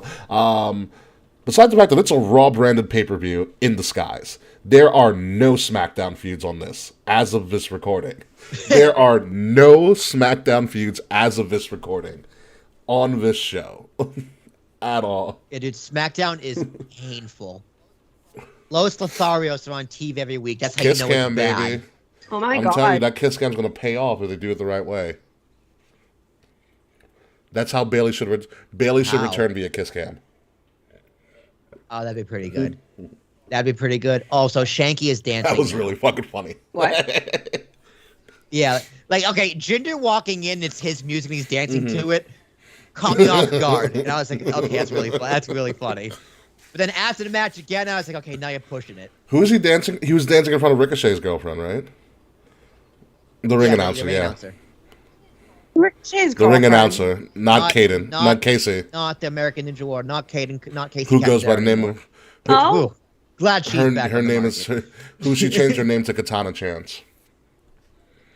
Who will get changed again when she To debuts. Casey on SmackDown. Catanzaro. So they can market... Casey Catanzaro. They can market her as the American Ninja Warrior. Oh my god, but let's go to Hell in a Cell. What is probably... Her and Xia Li are going to team up and be called the Ninjas. Leaving Caden Carter. as The Ninja Warriors. There you go. All right, anyway, Hell in a Cell's main event. presumably the main event, because this is pretty much the most high-profile match on the card, is also what we've been talking about for years, the only Hell in a Cell match on this card thus far. Seth Rollins versus Cody Rhodes. My question for you, K. Murphy, how much does Cody bleed? Or how much bleeding does Cody get away with? As much as WWE will let him. Fair amount. Zero. Nice. Oh my god, nice. Maybe again. He's gonna bleed the hard way. Little nose bleeding. His heart will be bleeding. No, WWE does do fake blood every That's now true. and then. I think they will allocate the fake blood budget to Cody. The only thing they would do is fake blood because they have strictly banned blading because, publicly traded company and all. Yeah. And they're legitimately a corporation. So there's going to be no real blood unless it happens naturally. Yeah. But even so, I don't think there's going to be blood. I don't think Cody can do blood. That's just blood. I don't mind the fake blood. I like the real blood, though, too. Yeah, no, it's going to be interesting. I love how the storyline has gone. I don't know if you watched the promo on Raw, Will or Karen, but Seth really loves breaking that fourth wall, and the feud is better for it.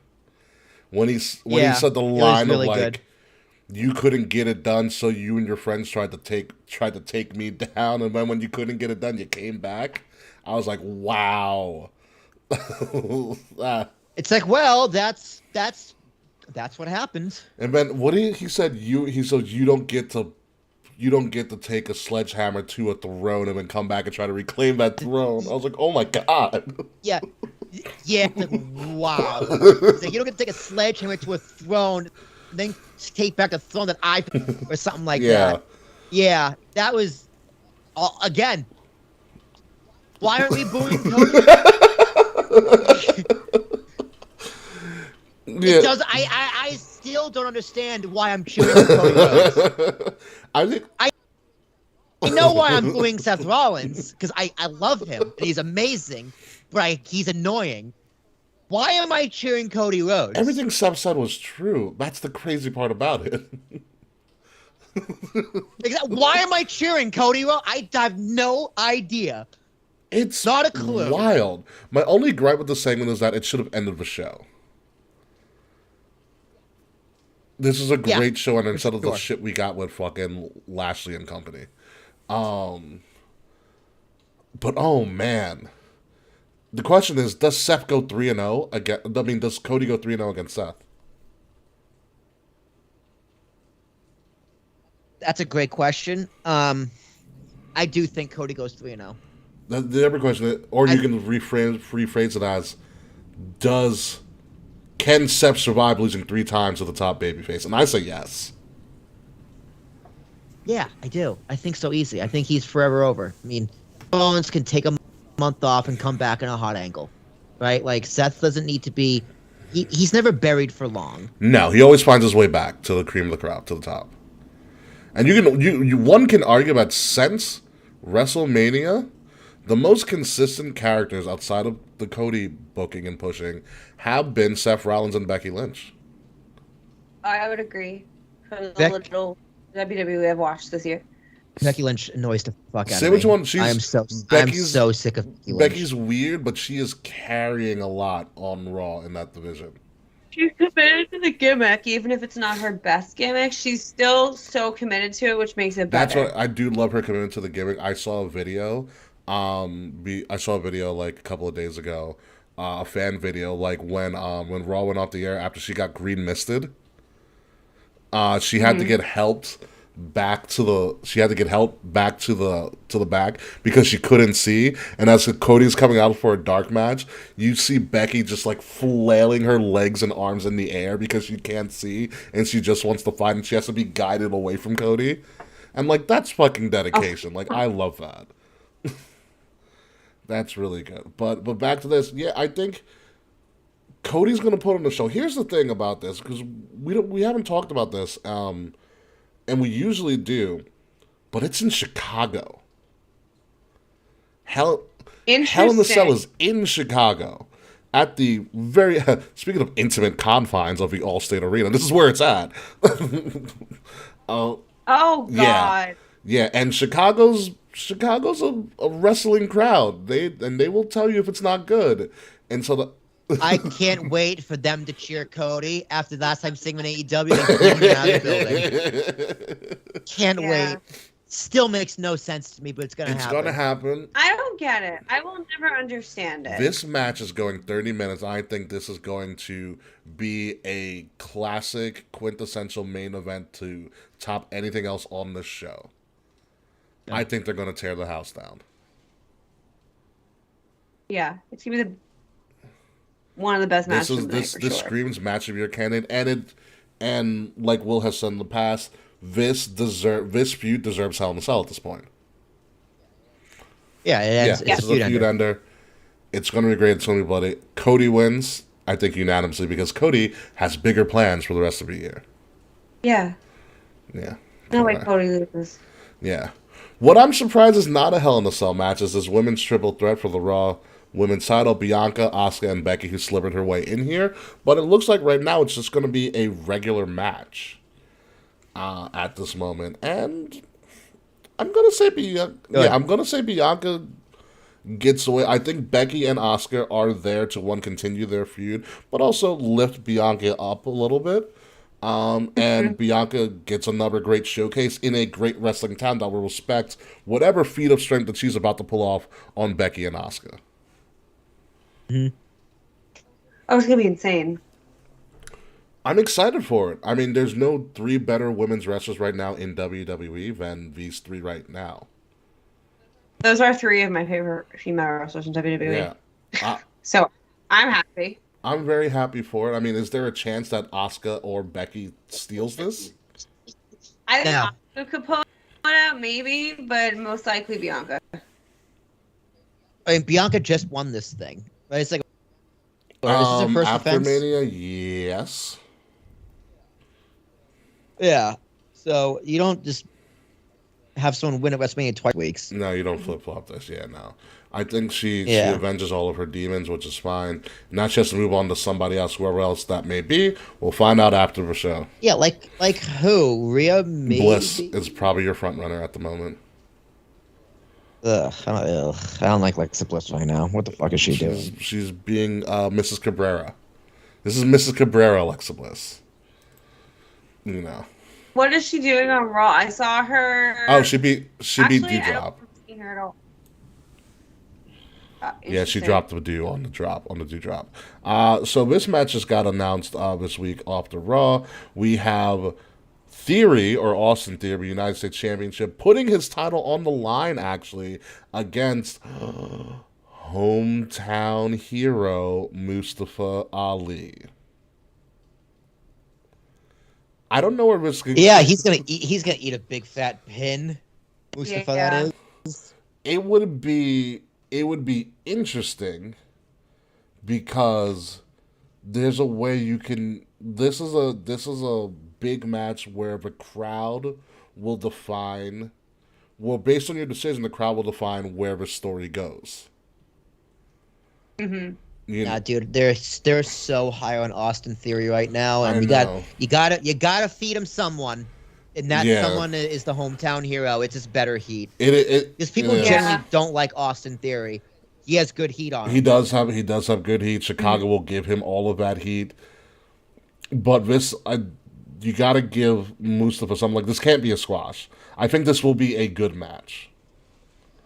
Yeah, it's a competitive match, sure. I think it'd be a good competitive match, and fanboying me, I want Mustafa to get his singles title in Chicago, so I think that's a great story in and of itself. But the better story probably for the elongation of everything is that Austin Theory cheats his way to win, somehow, some way. And gets incredible heat as he takes a selfie. Yeah. After beating Mustafa. That's really all I see happening. And I can't blame him. I've seen Austin Theory as a heel for years. It's fantastic. He's so good. It's absolutely fantastic. I forgot he was the U.S. champion. Listen, they're doing more with him than they are doing Ricochet. Ricochet has the IC title. But I like I like how he's, the Vince McMahon protege, and he's not floundering, but he's in the mid card trying to keep that scene like alive, and everybody's going after him in the mid card. I think that's a good little sub story about they're saying here, and then, like I said, it's much more than what they're doing with Ricochet and the IC title. It's a good way to elevate the mid card. Exactly, it is. He's a great talent. He's shining. He is shining. So kudos to him. This is going to be a fun match. Moving along to another match that just got booked after Monday. Fake Bullet Club, including Fake Bullet Girl Liv Morgan, AJ Styles, and Finn Balor versus Judgment Day. Yes, Edge is wrestling. Damian Priest and Rhea Ripley with a badass new theme. So. Yeah, it is. It is a great. Oh, theme. It's a great theme. They really. It's heavier. They enhanced her entrance. Like her entrance is more like, wow, you're a big deal now. Mm-hmm. It's just a matter of how long before Judgment Day beats them down. This is kicking off a show, I'm assuming, as well. Probably. Yeah, that or their triple threat. Yeah. I'm going all Judgment Day here. I think I love the Judgment Day faction. I like what he's doing with it. And it's all a matter of who's like the fourth person and who's next. Yeah, it's just no one else on the other team is relevant. Like Finn, AJ, nor Liv have been relevant since in the past few months. Like AJ was with Edge, but it was just a womp womp. It was a fart in church. Yeah, because Damian Priest ruined the Mania because he showed up out of nowhere. Yeah. Like, why did this happen? Yeah. I mean, so it's just like AJ he had steam and it was just gone. Yeah. So yeah, Judgment Day all the way, which is fine. These guys are just there these guys have been there forever. They've established careers. And they're fine. And they don't need to win. Yeah, they don't. Judgment Day is doing what it's supposed to. It's enhancing the two talents under Edge's wing. Which is what you need to do. And this is a great spot for Edge to be in. I've also heard rumors of Finn joining Judgment Day post Hell in a Cell. So I mean, that's also a great swerve. I would love for that to happen in Chicago, too, as well. Yeah, that could happen. I love the Finn. I mean, you have... And then he could kind of bring back the whole Prince Devitt character. My God. Okay, here's what they're going to do. They're going to bring him back. Edge's going to go on one condition. And then he has to dress up as a demon every single week, and he's on a leash. Ooh, that may be too much for a publicly traded company. He's on a leash. He doesn't say anything. It's just different face paints going. So you had me at demon makeup when you said when you put the on a leash. I was like, ooh, maybe a little bit too much. Damian Priest and we would take turns guiding him every other week. That's fan fiction. You are catering to the 13-year-old girls, Will. Good job. That's what I'm catering to. I don't know about that one. What kind of 13-year-old girls do you know? 13-year-old girls write some of the most vicious fan fiction you would. I was one of them. Oh God, Hey Murphy. I was that teenager. I don't want to think about how you're going to consummate your wedding. The fan fiction was never about me. It was always like gay fan fiction with two men. Always. Yeah, that sounds about right. I definitely don't want to imagine how you're going to consummate your wedding. Oh man, yeah. Yeah, Judgment takes it all the way. Finn Balor turn probable. Yeah, very fair. Let's say 50-50 Balor turn. This is a handicap match. This next match, Bobby Lashley, the Almighty, with an almighty entrance. I love that fucking entrance. Versus it's such a great entrance. Versus MVP in Omos in a 2-on-1 handicap match because they gotta keep this feud going somehow. I don't give a fuck about this at all. I don't give a flying fuck about this period. Omos is this bad dude. He's not good. The bad part about it is that this doesn't, it's not that he's bad because he's a giant and giants usually don't wrestle that great, but it's like the storyline doesn't include Omos. It's just all about Bobby and MVP. Like if you take Omos out of it, especially it showed in the contract signing when he really didn't say shit. The stories between Bobby and MVP, Omos just happens to just be there as a heavy almost. Then I might give a shit if it was just Bobby and MVP. But they need to make Omos do something. But He's not a good wrestler. He's not interesting. Yeah, dude. There was last week, the week before, I went off on Omos. It's like, you gotta have one or the other, and he's got neither. You gotta have talent or ability, and he doesn't have either. I mean, talent and ability is the same thing. Talent or charisma. Yeah. You need talent or charisma. Like, what do I put him on don't the know Bret what you Hart give him on a Bret Hart scale? scale. Let's You're on a let's do Bret the Hart scale Omos scale right for now, Omos. so. K Murphy. Yeah, I want K Murphy to Bret Hart scale Omos. So K Murphy, you know what the Bret Hart scale is? I need you to explain it. I need you to explain it, but I have a different rubric I'm also going to grade on as well. Okay, I'll do yours. You can do mine. So the Bret Hart scale is on a scale of 30. Look, in-ring talent, and promo ability. 10 for I'll each. get 10 for each. Yeah, For each one. Yes. correct. And that adds up to your number out of 30. So Omos's promos would probably be a 2 because I can't remember a single promo he's ever done. It's very pressured when he his, speaks. It's weird. His look is a 4 because Wow. he Really? bought his gear at. No, I'm sorry. Like a 3. Oh no, okay, that's Okay, how you all right. define look. I okay, understandable. No, that's fair, Ricky. That's fair. That's how you define. That's how you Because I define will look. say, I Okay. was concerned about his in-ring gear, but like we've seen Dean Ambrose wrestle in a tank top and jeans, and no one cared. I fucking hate it. I hate the whole tank top and jeans look. It's over fucking done. Yeah, I But agree. Like, could you this is imagine him somebody this is- 7'4" I in feel a like- singlet? Yes, but I'm not. Well, it's a big show. And he had one strap as the did. one to make him look like Andre the Giant. And it works. I'm just saying it works.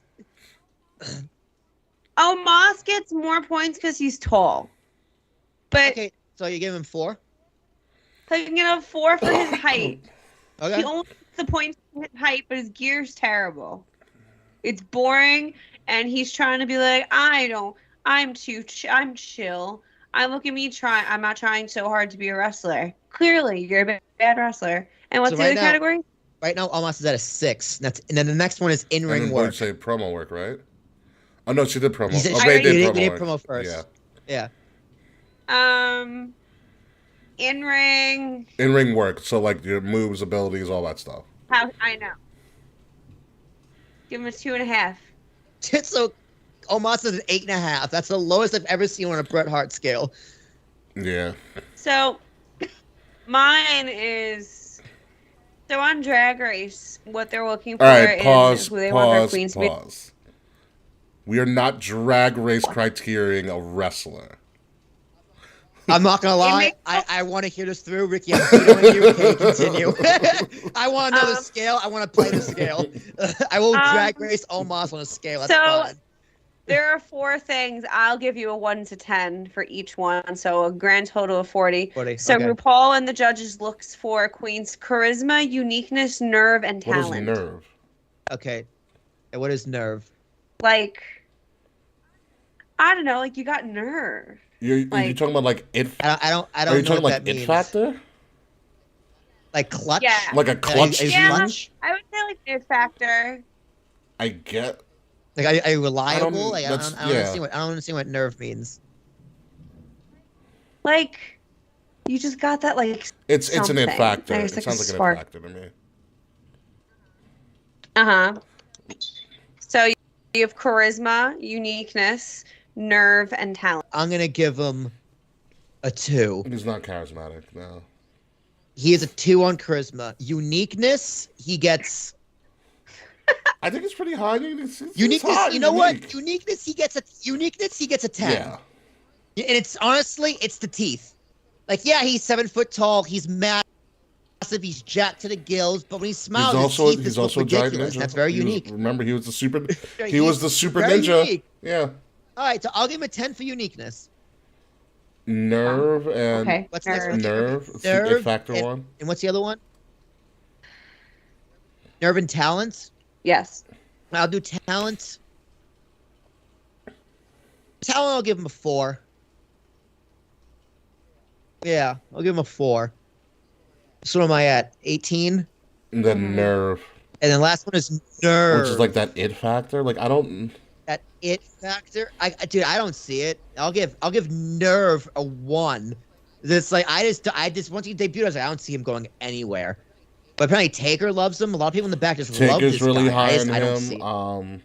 Like I don't see the athleticism. I'm to sure- be honest. He's very nice. He's actually he's a much better speaker when Very like in nice, doing the very bump and tall. stuff. So he's a 19 on their drag race scale. That was fun. We should do that more often. drag race wrestler. It's one of those things where I don't know how old Omos is, but I think Taker probably he's young. He's young. So it's that ability which WWE really coins himself on, especially in the PC, the ability to be coachable and to not like make the same mistake twice. And you also have to think about it. He's wrestling. He's probably more athletic than we give him credit for, but he's wrestling the way that WWE wants him to wrestle. Like he's. Dude, I feel like he is athletic. He's just the rings. That also is he the can't really thing break too up. as well. Like Maybe Like, almost should do an Anarchy in the Arena match. So he's 28 years old. He just turned Jesus, 28 in May. he's got a long ways to go. So he is a baby. And it's one of those things where I also get scared when he runs the ropes. So I feel like the ring's gonna just like collapse. But it hasn't yet. I feel like he could walk the ropes. Like That's what he does when you see him run the ropes. He does it like 2 steps because he's so huge. Yeah, dude, it's like it's awkward when he like runs to the corner because he takes baby steps. Like when he runs, he has to take baby steps. It's like it's like the ring hinders his athletic. Yeah. I honestly think that's what like imagine on a gridiron. Imagine like what is like where it is 40-yard dash. It's 40-yard dash. Probably incredible. Yeah.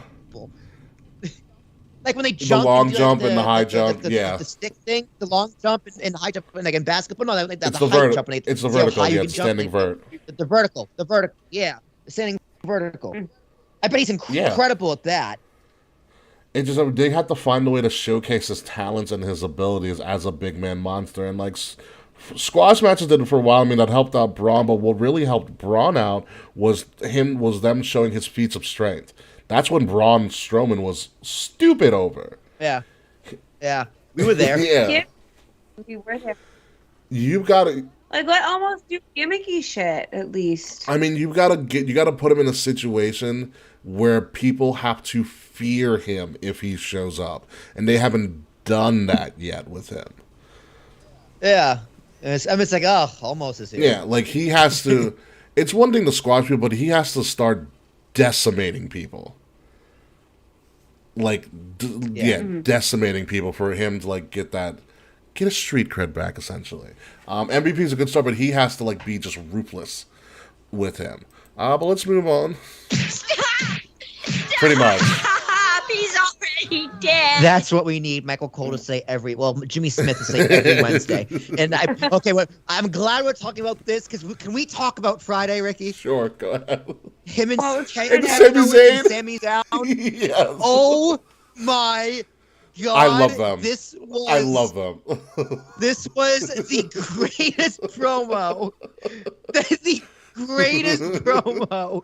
Is it worth watching? Yes. Years. It's worth every penny. It's worth watching. Every penny. If I cut the video, I would play it right fucking now. It is, and we'd watch Sammy it together. and Kevin.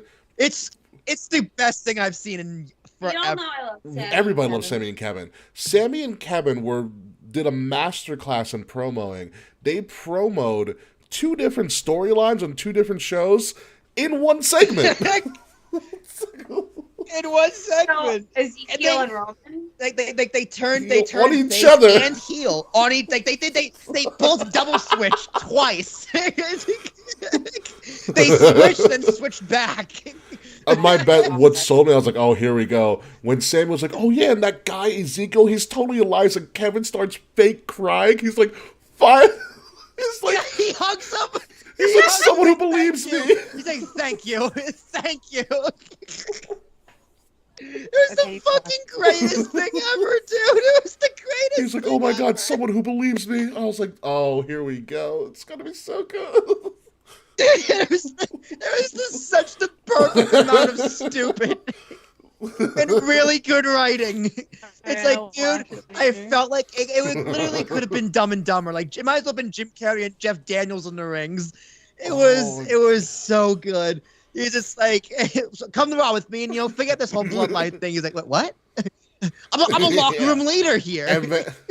Yeah, no, well, like, you're kind of lame. And then Sammy called KO Oos. Oh my god! And it got even better with Sami Zayn going to the Usos. It's like they pretty much just gave him the right to say the N-word. That's what it felt like. I feel like that's what it felt like to me. Oh my god, it's a masterclass segment in promo work, and I should have known this was coming when Kevin Owens was wearing Sami Zayn's shirt on Raw the other week.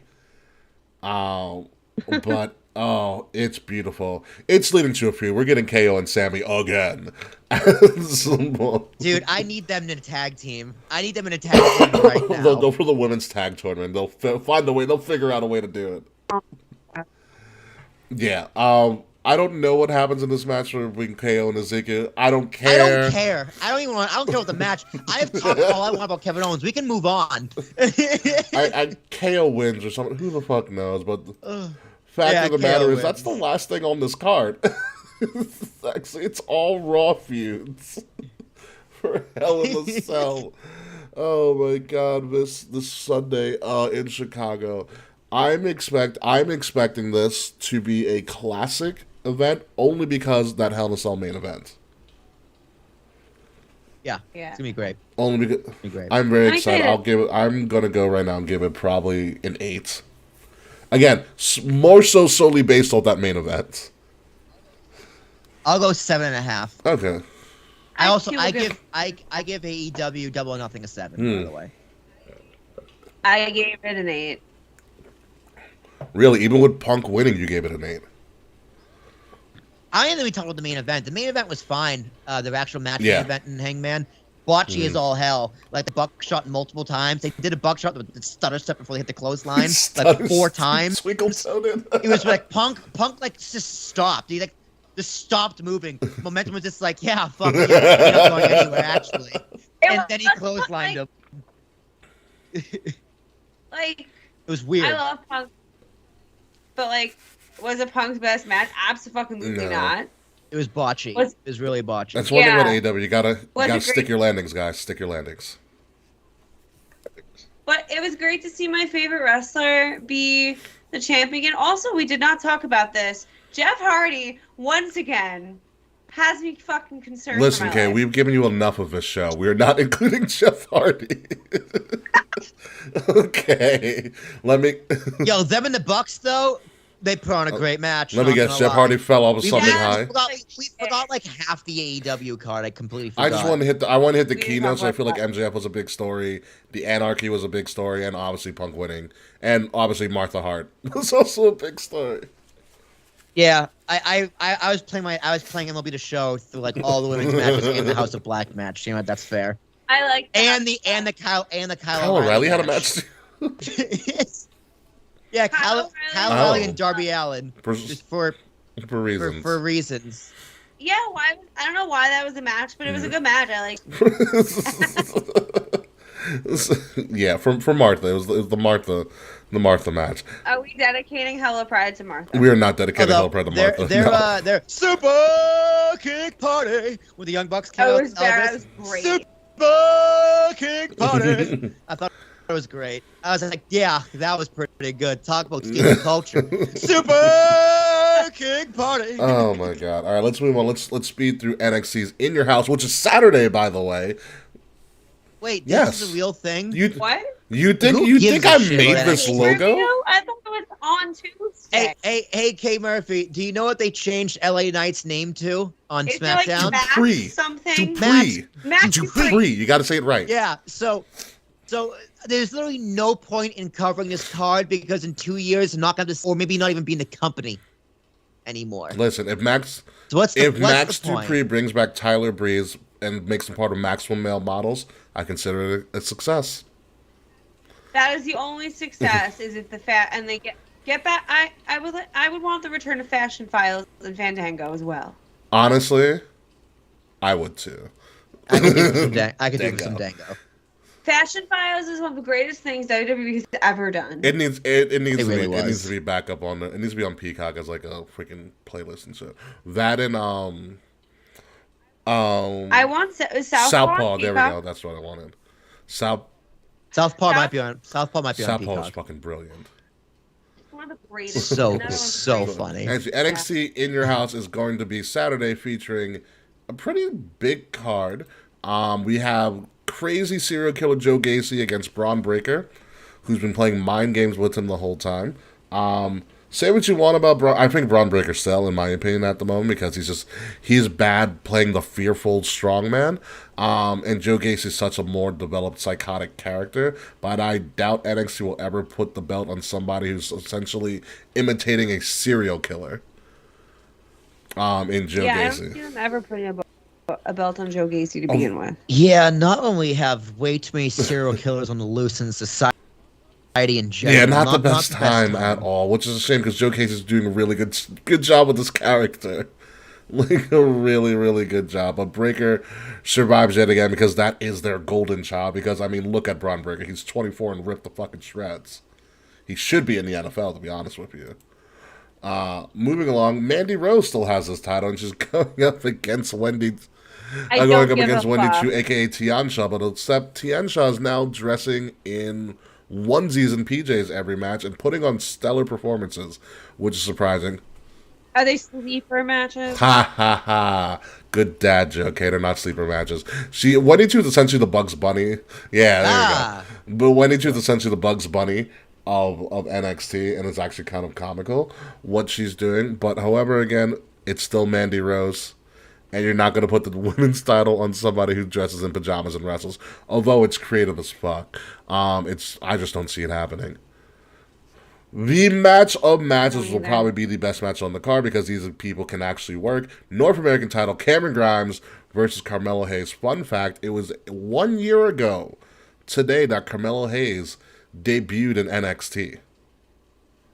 And it's only been a year? We sponsored Carmelo Hayes about this time last year, or about a little year and 2 months ago.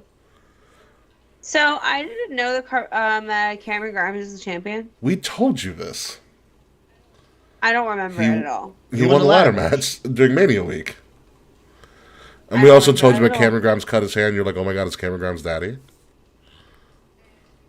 And yeah, Cameron Grimes is hot. But, so again, pleasantly surprised by something on NXT. No, this is going to steal the show because these guys can work.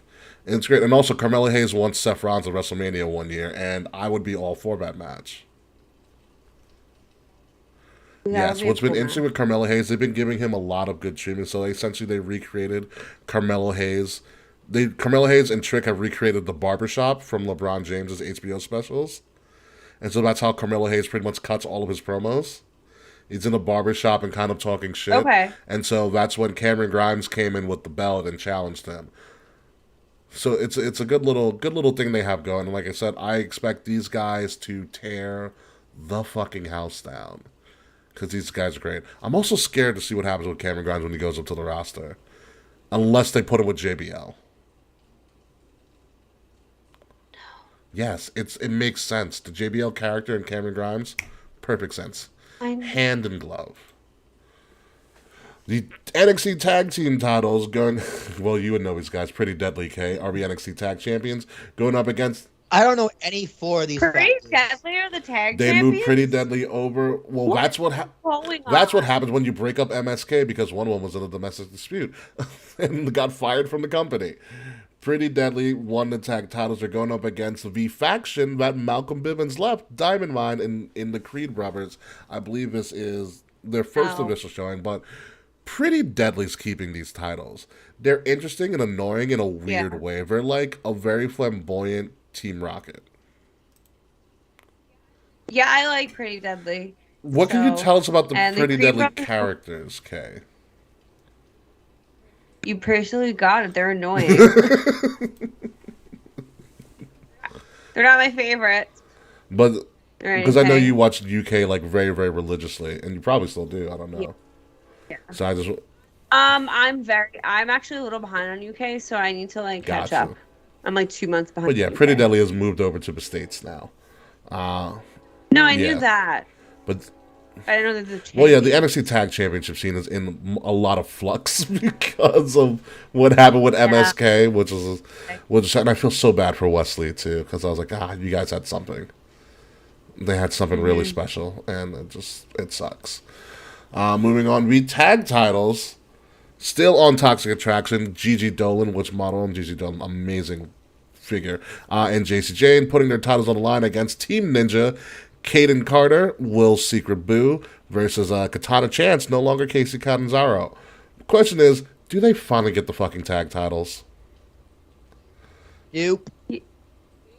Maybe because none of the other titles are changing.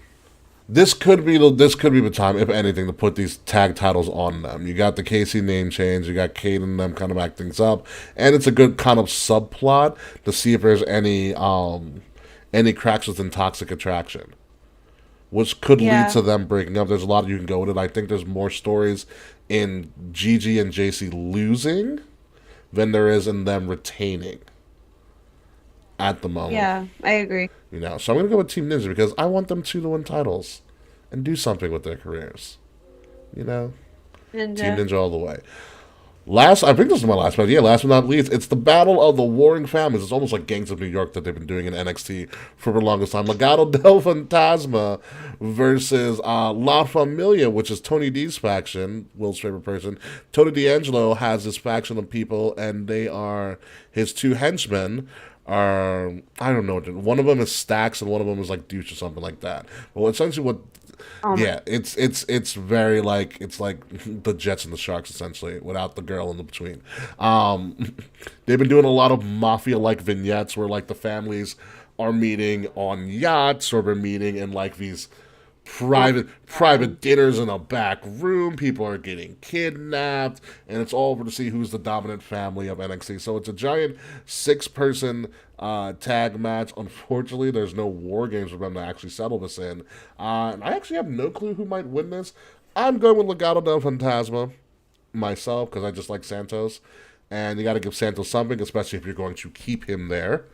Down in NXT, but also Tony D's been riding high. He did also, I believe Tony retired Ciampa. Yes. Tony D also retired Ciampa from NXT, so there's something to be said with that as well. Again, I'm still sticking with Legado because I think he still has one up on Tony D and the boys. It's just I'm looking at this visual of the match card. I'm just like, it's almost out of a movie, but not at the same time. It reminds you of a very West Side Story-ish type thing. And everything. But that is NXT TakeOver in your house. Or NXT, not TakeOver, but it's NXT in your house because we don't do takeovers anymore. At all. Which actually could lead us. Maybe we should do a tournament for rating the best takeovers. That could be a little mini-series we do. Oh my god, we should do that. Because we have a set number of takeovers now.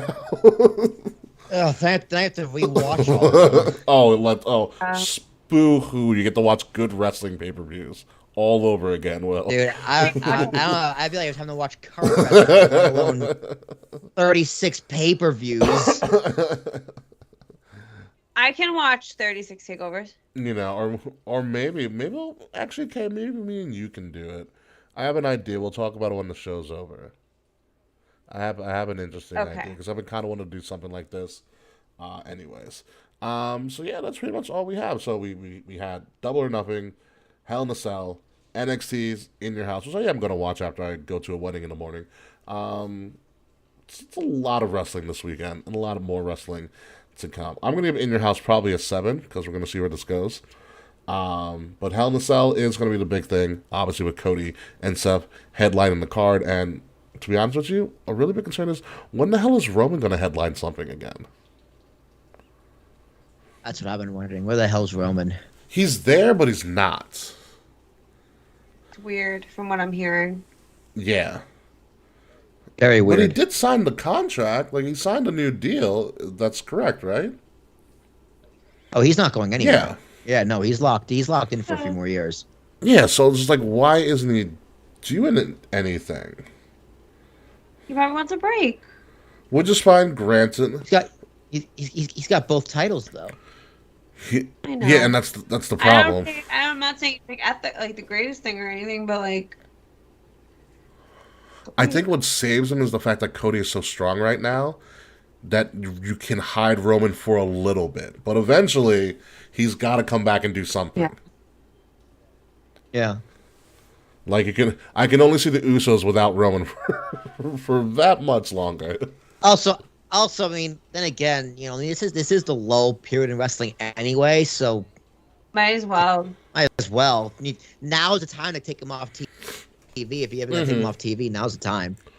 You know, because they can carry without him, and it's a shame that it's a shame what happened to Randy too, which we didn't get to talk about. Randy's hurt. Yeah, Randy got he's hurt. real bad.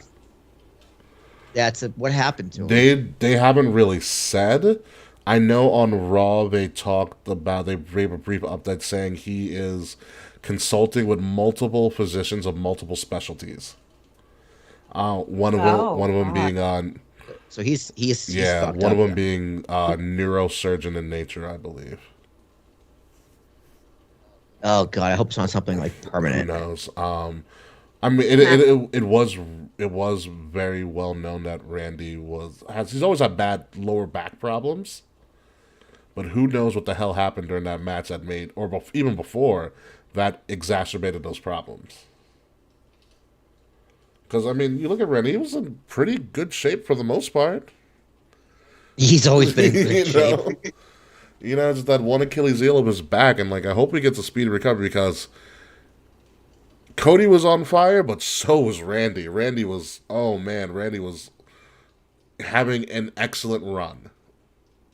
Yeah, and dude, Riddle, his momentum is going to go straight, yeah. Stop. I mean, him and Shinsuke is a funny strange bedfellow situation.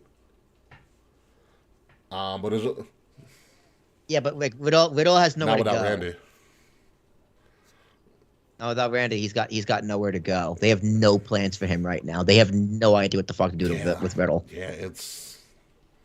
And you gotta do something, dude, because he was also on fire. Does anybody else find it weird that Riddle's the one taking Randy's moves? Yeah. I love it. It just looks so weird to me. I think it's the hair. It looks great. It's the hair when he headbangs. Doing it, dude. He hits a great RKO. It's just so weird. For me, it's the hair because like whenever you see RKOs, like there's never hair flowing. Yeah. Especially from the person hitting it, so I think that's what takes me off from it, as well. But do you have any ever news and notes before we get the fuck out of here and do our post show? No, man, I think we Gucci. Oh, but did we talk about Hogan and Flair being the final? I was right. I still can't believe I was right. I cannot believe I was kidding when I said that. I was not serious in any way, shape, or form. It's a 6-person tag, I believe. So it's not just Hogan and Flair. Oh no, it should be just Hogan and Flair. Oh yeah, I'd pay great money for that. I don't care how old they are. Be there. Oh, I was fucking. I swear it's related. I was fucking walking in there. There's a fire truck on Broadway with Hulk Hogan strapped to the front of the fire truck. It was what weird. Do you mean? Like a wrestling buddy? What? Yeah, kind like of. Terry Bollea. Not Terry Bollea. It was a fucking like a wrestling buddy strapped to the front of his fire truck. Hell yeah, dude. It doesn't surprise me that firemen love Hulk Hogan. Doesn't surprise me one bit. They probably roll up to his theme song, I am a real American, as I go to the fire. Yeah, dude. Firemen are real fucking Americans, dude. Firemen are definitely... No one should be known as heroes in this country. Yeah. Fight for the they better write up the Hulk Hogan. Oh, Miss Barnes Blade. Wait, is that Hogan's music? Is that the Hogan engine? Uh-oh, here comes the Macho Man wrestling. Here comes the Macho Man engine. Guys, let's fight the fire, not each other. Dig it! Say your prayers and eat your vitamins, fire. You're going down by the Hulk. Talk about mega powers colliding, Chuck. Okay, we've had enough. We've had enough on this show. Oh my god! All right, let's get the hell out of here. Let's do our post show. Damn it.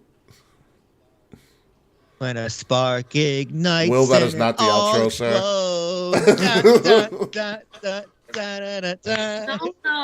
No hope. Wow, Go to the post show, Slack is please. still here. That's really funny.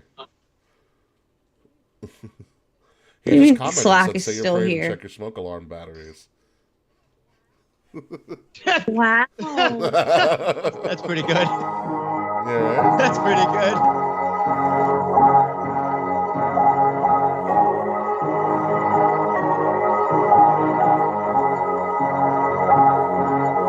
Ladies and gentlemen, you have been listening to King's Ring Podcast, episode 294, Hella Pride. Happy Pride Month, folks, and our exclusive Protect Trans Live Pride shirts will be coming out this weekend. Links to all of that will be in the description below. I'm your host, King Ricky Rose. You can find me at Ambassador Biggs across all social media outlets, BIGZ, Ambassador Biggs. Find Kings of the Rings podcast at KOTR_podcast on Facebook, on Twitter, on Instagram, on Twitch, on Discord, on YouTube as well. Like, share, subscribe, and by the way, soon to be on TikTok, probably. Like, share, subscribe, leave us 5-star reviews wherever you listen to your podcast, and follow us and find us and listen to us on our audio podcast by subscribing to Wrestle Addict Radio, and find Wrestle Addict Radio on Facebook and Instagram at Wrestle Addict Radio, and on Twitter at addict_wrestle.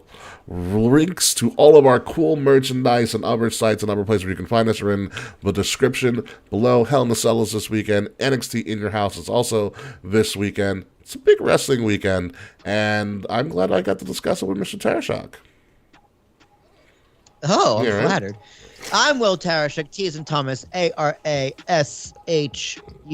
All my shenanigans are out there all across the internet. A lot of podcasts I do, so check them all out. And at APS Podcasts on TikTok for all my shenanigans with stickers. That's all it is. My YouTube. Stickers. That's what I do on TikTok. I don't Stickers. get it. I hate doing it as much as you love watching it. All right, to put that shit in Stickers. perspective. K Murphy, I love your TikTok though. Stickers. You love my TikTok? I do love your TikTok. It's great. Thank you. Yeah, my room looked cute because I finally bought a garment. I bought that. My clothes have just been a disaster like since I moved in because I don't have a closet, and I finally got a garment rack and I just felt inspired. There you go. So you can find me on TikTok and across every other social media platform at the K Murphy, TheKae Murphy. Check out our Protect Trans Live shirts so we can raise money for the National Center for Transgender Equality.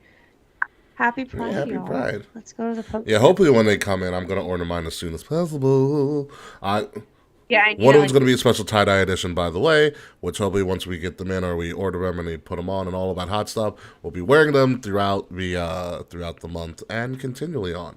Like I said, 100% of those donations will be going to the National Center for Transgender Equality. So when we come back next week, we're going to talk about Hell in a Cell, In Your House potentially, and whatever shenanigans AEW has gotten into. And by this time next week, Martha Hart will probably have finally stopped talking. So until then, folks, goodbye, good night. Wow. And we'll see you next week. Fuck you, Slack, by the way. Midnight music. Post show's happening right now. I'll put you on Twitter.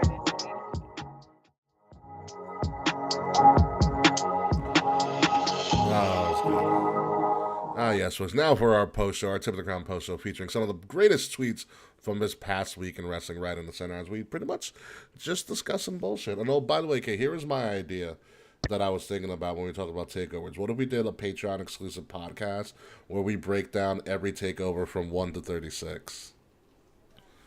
I got it. Let's do it. I'm going to drink. Because I think that would be pretty cool. That's my favorite tweet this week. Eddie King said that's a GTA 5 loading screen. Oh, that was great. That was so excellent. Did Mr. Wild P share that in our It was either Discord? him or Frats. I saw it. I was like, That was I'm brilliant. gonna give credit. I'm gonna give credit to YLP. But if it was Fred, if it was you, I'm sorry. Well, French.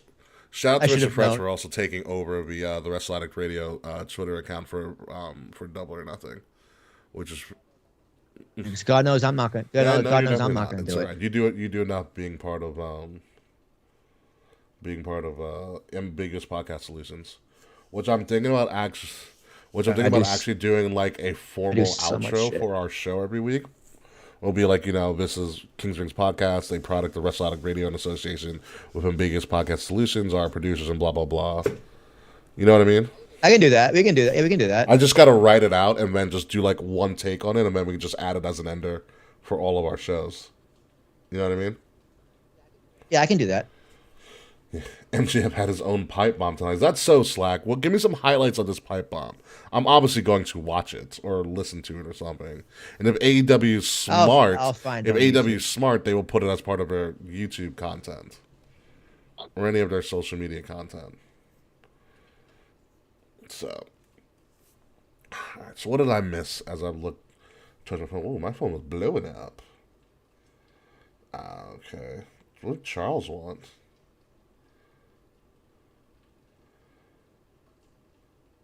Holy shit. The Rangers are up on the Lightning. Really? Yeah, 4-2, end of the second is the Is this the finals or the conference semifinals? finals, so semis. Semifinals.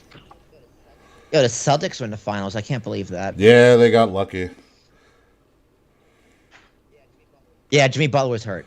So Well, that no, helps. did you see what happened in the final game in Game 7? No, I watched Game 3 when they had like 26 turnovers. Ooh, oh. That was Well, unbelievable. no. So Game 7 was crazy. So I'm looking at Slack has given us some of the quotes from MJF during this pipe bomb. Apparently, MJF said he, being Tony Khan, hoarded all that money so he can pay all the ex-WWE guys he's bringing in. If MJF actually name dropped WWE, bold. Very my He bold. and apparently he also was quoted as saying, "Tony, I want you to fire me, you fucking mark."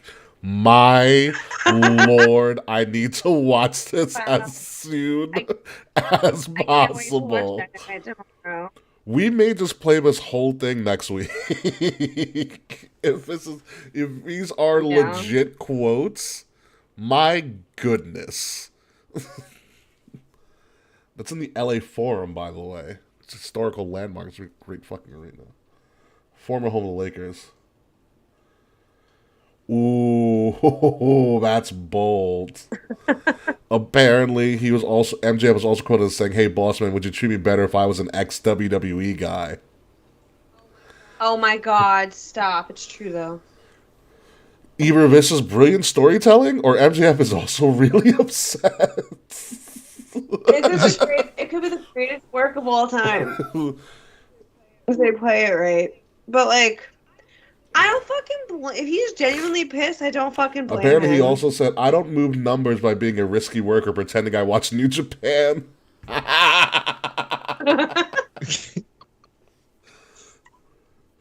Is this 294 or 5? It's 294. Oh my god, Or- he's Swiss cheesing him right now. If this is all legit. I can't. I'm dead. Oh, sorry. y'all. That's brilliant. Oh my god. Marion Barber. Bold moves, bold words Yeah, were said. there's more according to Slack. Look at Slack being informative and helpful for once. I hope Slack. Slack. I really hope Slack is a strong voice and none of this I don't actually think Slack happens. is creative to come up with all of these quotes. Like this, like I couldn't come up with all of this, and not in one shot. He said, "I'm not a." Slack stole them from other people on the internet. I mean, if it's in the promo, it's in the promo. No. What if people on the internet are saying like things MJF should have said, and Slack's just sending these to us to goad us? He's not that creative. No offense to you, Slack. Yes. Next week, he's going to do Inception. He said, "I'm not." The last quote that Slack gave us, he said, "I'm not a star rating. I'm not a star rating chasers. I'm expected to hit home runs, and I hit grand slams every week." mean, he does, dude. He He's delivers. He incredible. does deliver every single week. He is the strongest pillar on that He roster. said he went about 7 minutes uninterrupted. So I'm excited to watch it. I'm like excited. really This is the first film I'm excited for. Since he went face to face with Punk for like 20 minutes. Remember that? that was Yeah, one that of was my that favorite was things. awesome. Oh man, nice. Did you? What is it? Will, did you hear about the Madden cover for next year? Yeah, it's Yeah. gonna be Madden, classy. No more Class Madden act. curse, baby. We're trying to eliminate it. Officially over. Yeah, Until right. next year. But I hope he's the cover for all of them because they only released the cover of like the All Madden edition. Madden. But we'll see what happens. What did Charles send me? I'll look at that later.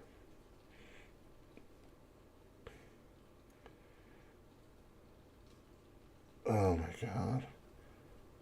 Oh shit. I'm looking at the restaurants and stuff I work for down in Long Beach.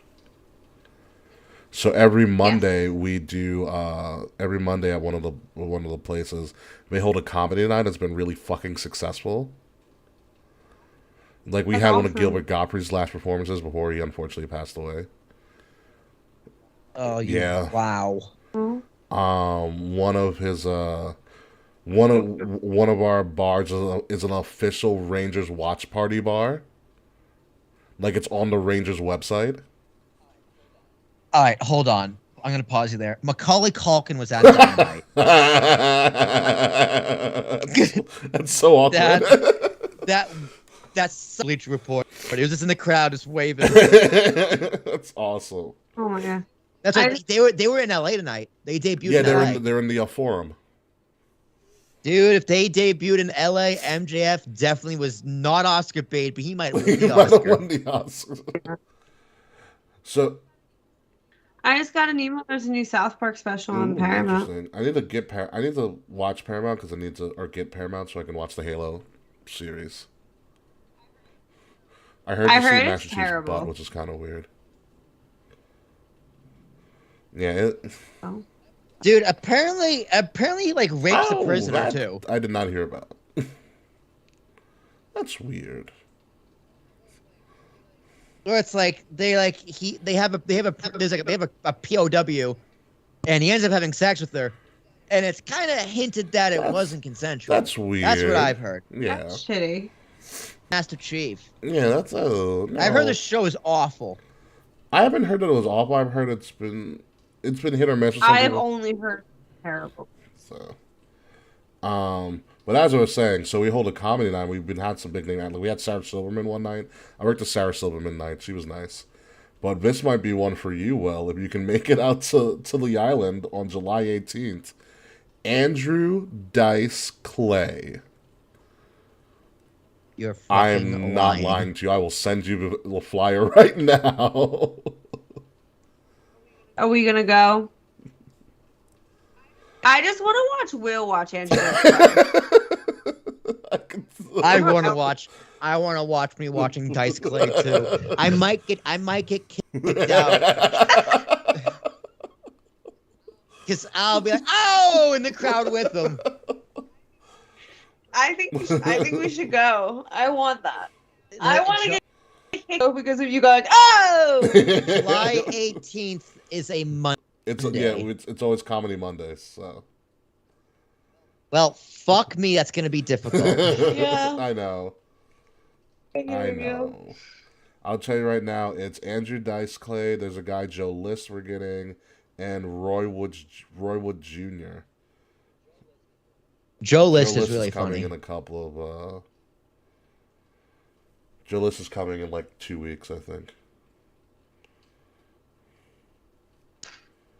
So yeah, I always keep you guys in touch with all the comedy stuff we're doing. It's just on Mondays. Like Sarah Silverman was a big deal because she's really fucking funny. She's really funny. Sarah Silverman's really funny. Yeah, uber nice too. Like, she's like 60. Can you believe that she's almost like 60 Yeah. years old? She looks like she's 30. yeah, no, she's got great genes. She has great genes. Dude, Sarah Silverman's like in her late 50s. That's wild. She's gorgeous. She's 51. Still, yeah. Still. How old is? Sorry. Sarah. Oh man, but no, she was pretty dope. So yeah, we have a lot of interesting comedy acts that rolled through. One of them being Andrew Dice Clay. I was like, Jesus Christ, hold on. I mean, let me see, because you can buy the tickets online, at beachhouselb.com. I'm not gonna make it out there on a fucking on a chance. Let me see what's. Remember Sarah Silverman was in School of Rock? Oh my god, she was. Oh, was she? It's Neil's She wife. was she was Ned's girlfriend. Ned's girlfriend, sorry. Whatever his name is. Yeah, Ned Schneebly. Ned Schneebly. I love that movie. Dude, I fucking love that movie. Next time Jazz is over, we're gonna watch that movie. Next time it's my time to pick, we're watching that movie. What kind of movies will you pick versus what kind of movies will Jazz pick? We're pretty even. What did she make me watch the other night? Oh no, I picked. But she really wants to watch The Lost City. Oh, that shit looks really fucking like it's a dumb movie, but like it just looks really fucking funny. That's like I'm not gonna like this movie, but I'll watch it. Whereas me, I'll just pick like movies I just love like from when I was a kid. You know what I watched the other night? It was by myself though, but it was I watched Ambulance. All right, let's put it this way. It's clear. It's the movie where it's a Michael Bay movie. There are explosions galore, and it's a great blockbuster style movie. With storylines interesting, it's all about Jake Gyllenhaal. That motherfucker acts his ass off for a movie that's just not up to his acting ability. He's just really good at what he does right now. The movie looks utterly ridiculous, but I like it's a good movie to watch if you're like bored. Like you don't go in there thinking you're gonna get a spectacle because it's Michael Bay. Like, yeah, no, know what you're getting into. Know what you're getting. You're like, I want to see action and senseless violence with a lot of explosions. You're gonna get it. Yeah. But I will say, I like Jake Gyllenhaal's performance. But I don't know what the last movie I watched was. How was that in theaters? Was it good?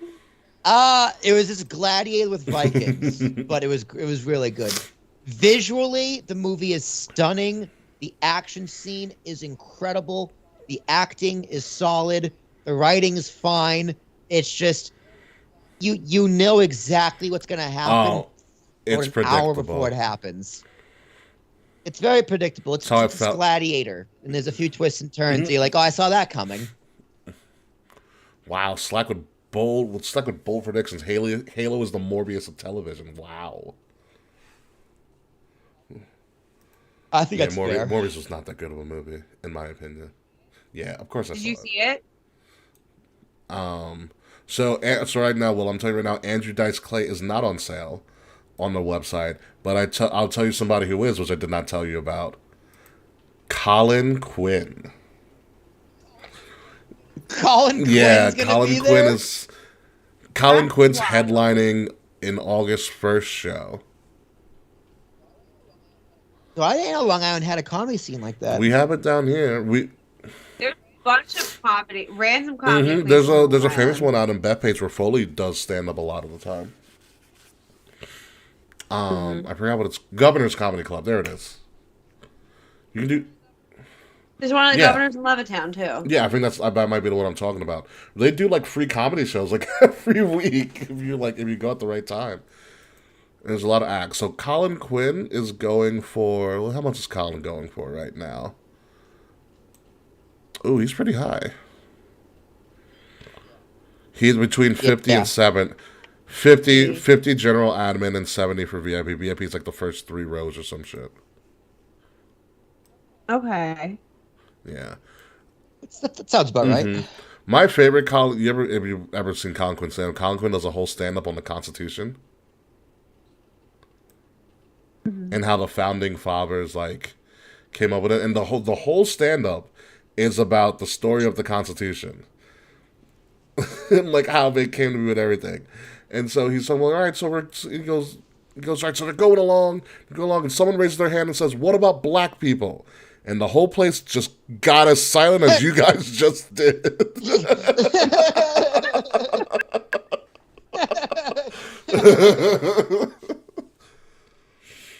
Oh, but it is a brilliant stand-up that he does about how the Constitution came to be.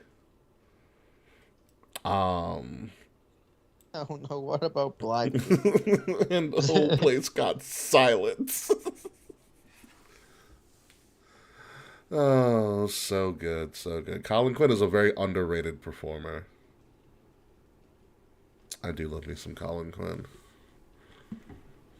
Oh man, so Kay, did you get my notification earlier about my trivia that I'm debuting tomorrow? Where?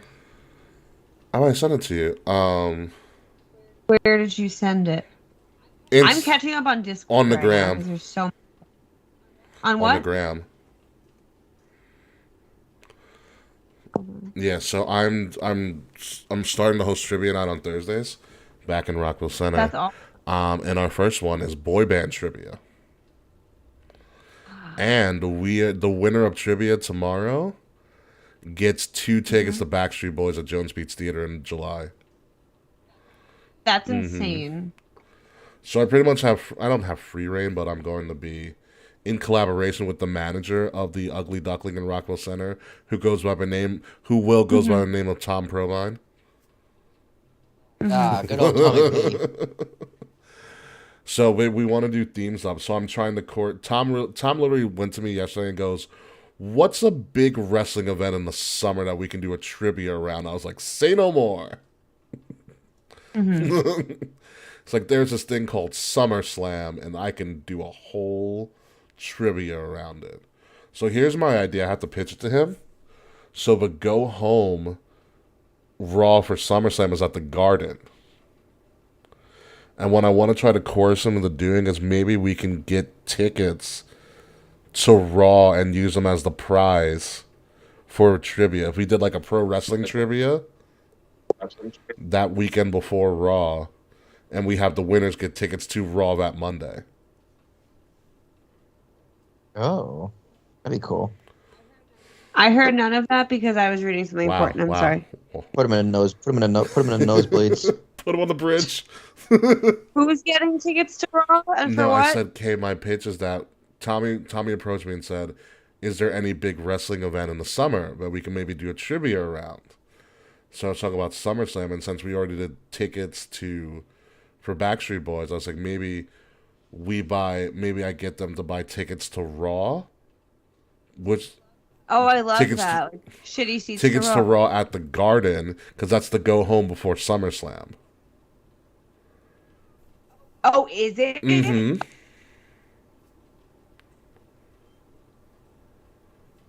Ooh, maybe I'll go to that. That's what I'm thinking, so maybe it'll work out. Who knows? That would be fun. Oh, yeah, it's always fun.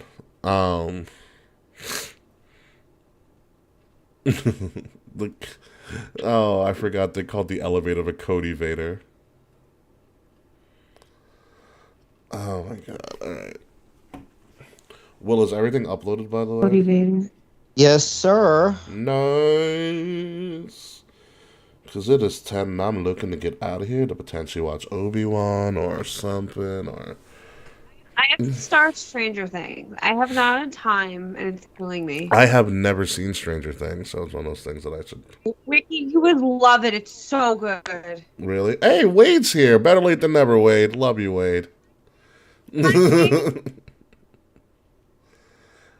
I heard I would. I mean, I'm slowly getting through my catalog of stuff for Netflix. I forgot they made more BoJack Horseman, which I gotta get back into. I've still never seen BoJack. I've also never seen BoJack. I have BoJack to. is great. Well, a show you would like is called Bullshit. Dude, everyone You were has telling told me me. about Bullshit. Everyone, I think I've heard of Bullshit. What's Bullshit It's about? a game show that Netflix hosts. And it's Howie Mandel does the game show, which automatically it's a win. So essentially, the way Bullshit goes, it's a little bit of a complex thing, but you can follow my thought process on this. So there's one contestant, and then there's three people essentially on a panel. They're also potential contestants. Okay, so the single contestant gets posed a question that everybody sees, and they select their answer on a tablet in front of them, and no one else sees what answer they pick. And so once they pick the answer, they automatically know whether or not they got the question right or wrong. The next thing that comes up is that they then tell the panel and everybody up there what answer they chose and why they chose that answer. And so then the panel has to decide whether or not he picked the right answer or whether or not he was bullshitting. So if all three panelists say that that person's bullshitting, then that person gets eliminated from the show and they lose. However, if one person believes the story, no matter if the answer is right or wrong, they advance. So yes, you can bullshit your way. The prize money is $1 million. So yes, you can bullshit your way to $1 million. You can bullshit your way to $1 million, dude. That's a great tagline. And the other part about it is, and so the people who are trying to figure out whether they're bullshitting or not, as Howie Mandel explains it, you're hoping that the person is right. You're hoping that they're judging on accuracy. So the most accurate person in the panel of three that can guess whether the person's bullshitting or saying the real or getting the answer right, that most accurate person is the next in line to go up and compete for the money. Interesting. Yeah, it's 10 episodes. Howie Mandel's really fucking funny. He botches once, and instead of saying the bullshit tagline, he says deal or no deal, and he catches himself. He goes, oh my god. He goes, oh wait, wrong show. That's pretty funny. He also takes a jab at Steve Harvey. He goes, I'm only here because Steve Harvey wanted too much money. Fair enough, dude. It's probably true. Oh man, it was. The guy hosts Steve everything. Harvey and Howie Mandel have a stronghold on hosting events. You know, both of them used to do stand-up comedy. Yeah, no, Steve. I knew Steve Harvey. Steve Harvey's one of the kings of comedy. Yeah, he's really, really funny. I've never seen stand up. It's really fucking funny. I've never seen Steve Harvey stand up. Apparently, he's really dirty and hilarious. You ever seen the original Kings of Comedy? Howie's stand up. Look that up. Kings of Comedy. It's Bernie Mac, Steve Harvey, Cedric the Entertainer, and I forgot who my fourth guy was. I should know this. It's totally un-African American of me not to know who the fourth Kings of. Not No, Eddie. it's not Eddie. I mean, he's the king of comedy. No, Richard Pryor Actually, would be. As I say, let me take that back. Actually, Pryor to king of comedy. D.L. Hughley. Ah, okay. Yeah, no, it is a great stand-up. I still listen to Richard Pryor stuff, and I'm like, that motherfucker's still funny. I mean, for me, it's Carlin. He's my favorite. Yeah, Carlin's is so brilliant. That's why he's my favorite. But who's the better comedian? I'd probably say Pryor had a better delivery, I think. And if Lenny Bruce didn't go to jail for his comedy, it might have been. And if he didn't die young, it might have been Lenny Bruce. Yeah, but look. Lenny Bruce is the first. Yeah, look up the original Kings of Comedy. Or watch it at some point. It's really fucking funny. Bernie Mac's is fucking funny. Mac is hysterical. Dude, I miss Patrice O'Neal. Oh, yeah.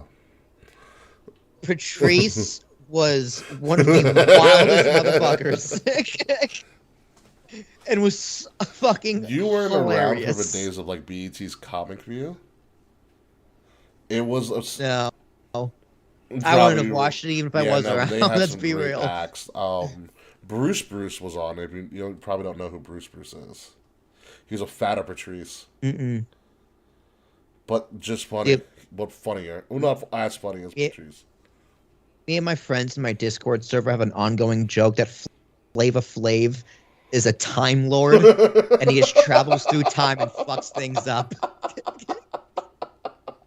Like, whenever we just need a go-to joke, we'll just go, actually, he was with the Time Lord Flava Flav. Oh my god. Kay, are you still with us? Or did we Yeah, lose Kay? We lost Kay. We lost Kay. You might have lost Kay. They were so silent. But yeah, we have an ongoing joke about Flava Flav, and it's like my favorite thing ever. That sounds like a really, really ridiculous comic. Flavor Flav's a Time Lord. He keeps screwing things up. He's just a Time Lord who just travels through time and, it's Flava Flav, dude. What do you mean? Wow! That's what the clock is. The clock is his time machine. Long Island's finest, baby. We'll stand by him till the day he dies. Flava Flav. Oh my god. K. Murphy laughed. I know. Speaking of time machines, you know what I found out this past week? So I follow this Instagram account called Long Island Connection, Long Island Memes, and it gives you all these random historic facts about Long Island. For instance, because you'll enjoy this, did you know that Long Island holds a particle accelerator? Exactly. Excuse me? Where? What the fuck? Yeah. This blows my mind. I was like, how? Because my girlfriend's like, yeah, I knew about that. I'm like, you didn't tell anybody? I would have told everyone. How is it 12? Oh my god. Yeah, it's called Long Island Connection. It's great. They give you really random facts. Sayville was supposed to be called Seaville, but they screwed up the original application and the people were like, yeah, we'll just keep it. Yeah, hold on. I gotta find it. Talk about the Long Island Lolita. We had a whole thing about the Entenmann's Bakery, which was founded on Long Island. Where is it? Oh, and how Lisa Turtle from Saved by the Bell was supposed to be a Long Island Jewish girl. I love how all this history is just modern history. It's like battle was fought here in Revolution. No, just there's some chick with a turtle was here. Okay, here we go. Here we go. There is a particle collider in Suffolk County, and it tests such things as time travel in parallel universes. It is located in Brookhaven and will shut down in 2024 as a new super particle collider will be built. Dude, Long Island is so desperate for attention. They want to invent time travel or multiple universes to find a universe where people respect them. Then they literally also have pictures of the actual particle. This is something out of Marvel. This looks like they're going into the quantum realm. Is it huge? Is it the size of a room? Oh my god! Of fucking course it is. Massive. Oh my god, there's an aerial shot of it. There's an aerial shot of the building that it's getting kept in. Oh my Unbelievable. Because I'm like, how is it not talked about more? Yeah, I bet you they have discovered some wild shit too. And they just haven't told anybody. Yeah, no one's gonna believe them, that's why. But Like, oh, you're from Long Island? Why don't you go tell people from Freeport? I'm sure they'll care. Oh my god. I bet you, how do you tell somebody you work on a particle collider? What do you... So what do you do for a living? I travel time? Kind of. What's that? You wouldn't understand. I don't know why. There's a statue, of the Statue of Liberty is laying like this, on the ground in That's Jersey City weird. somewhere. It's really weird. It's it's laying like Rose Dawson, paint me one of your French girls.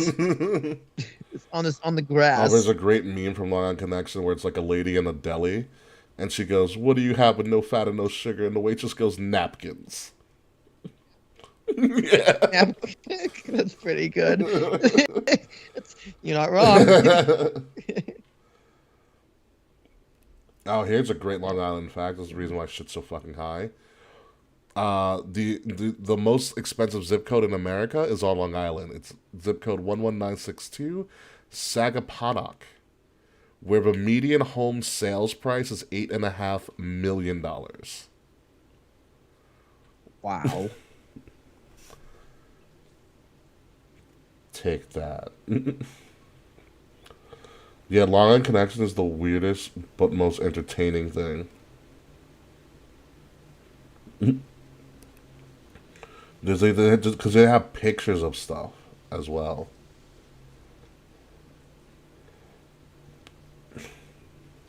Dude, Instagram has so many good channels.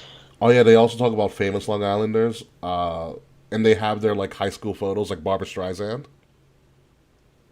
Oh my Barbra god. Streisand, Howard Stern, Boomer Esiason's a quarterback. Jerry Seinfeld's high school photo is ridiculous. Like, that's Jerry Seinfeld. Jerry Seinfeld. Oh my god. Jerry Master Seinfeld's People. from Long Island? I didn't know. No. They included J-Lo for the Bronx, which is a stretch. Mariah Carey's definitely from Long Island. You want to see Ray Romano's bitch ass? Ray Romano's definitely from Long Island.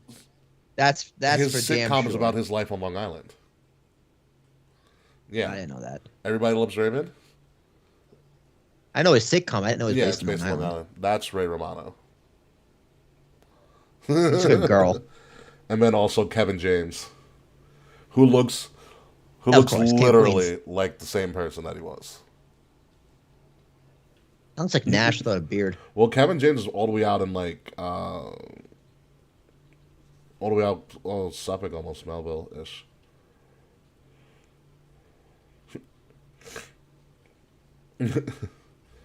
Oh my god. Wow.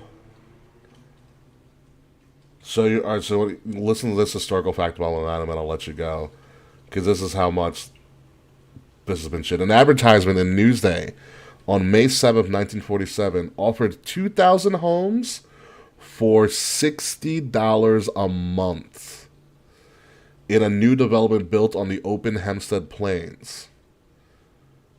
That property or that development would soon be called Levittown. Classic Levitt trash. $60 a month? Do you know how much dumb shit I would buy if I only had to pay $60 a month in rent? Dude. The amount of... Yeah, man. Let me tell you. Yeah. Wow. Yeah. The bat... Like, guess who's... Ever. Ever. So here's the horrible backstory about that. So this is all government subsidied, and that's how they got the money to do all of this and make it for dirt cheap. But the reason that he got all of that money, William Levitt, was that he made an agreement that he wouldn't sell it to black people because it's in the original deeds to all of these houses. Get the fuck out. I'm dead serious. Even though. Oh, I believe you. I 100%. I'm not Yeah. saying you're wrong. I just wow. Yep. And if you obviously rulings came down by the courts that they can't enforce those deeds anymore. But if you were to find an original deed from a Levittown house, it says that explicitly. Classic Trash. Levitt trash, Yeah. dude. Levitt trash. Yeah. And the houses are good God. for like a single family, like one child. Like they're decent houses. They're not the great. They all look the fucking same. But like, it's a great starter house. Like I would live in a Levittown house if I really wanted to. Like it's a good house, but yeah, that's the other side of that story. Of that fun fact. Other side of fun fact. Anyways, everything uploaded, so I can get out of here. All right. Yeah, All right, yeah, we're we're out of here, good. folks. We'll see you next week. And also, yeah, fuck you, Slack. And thanks, Wade, for chiming in.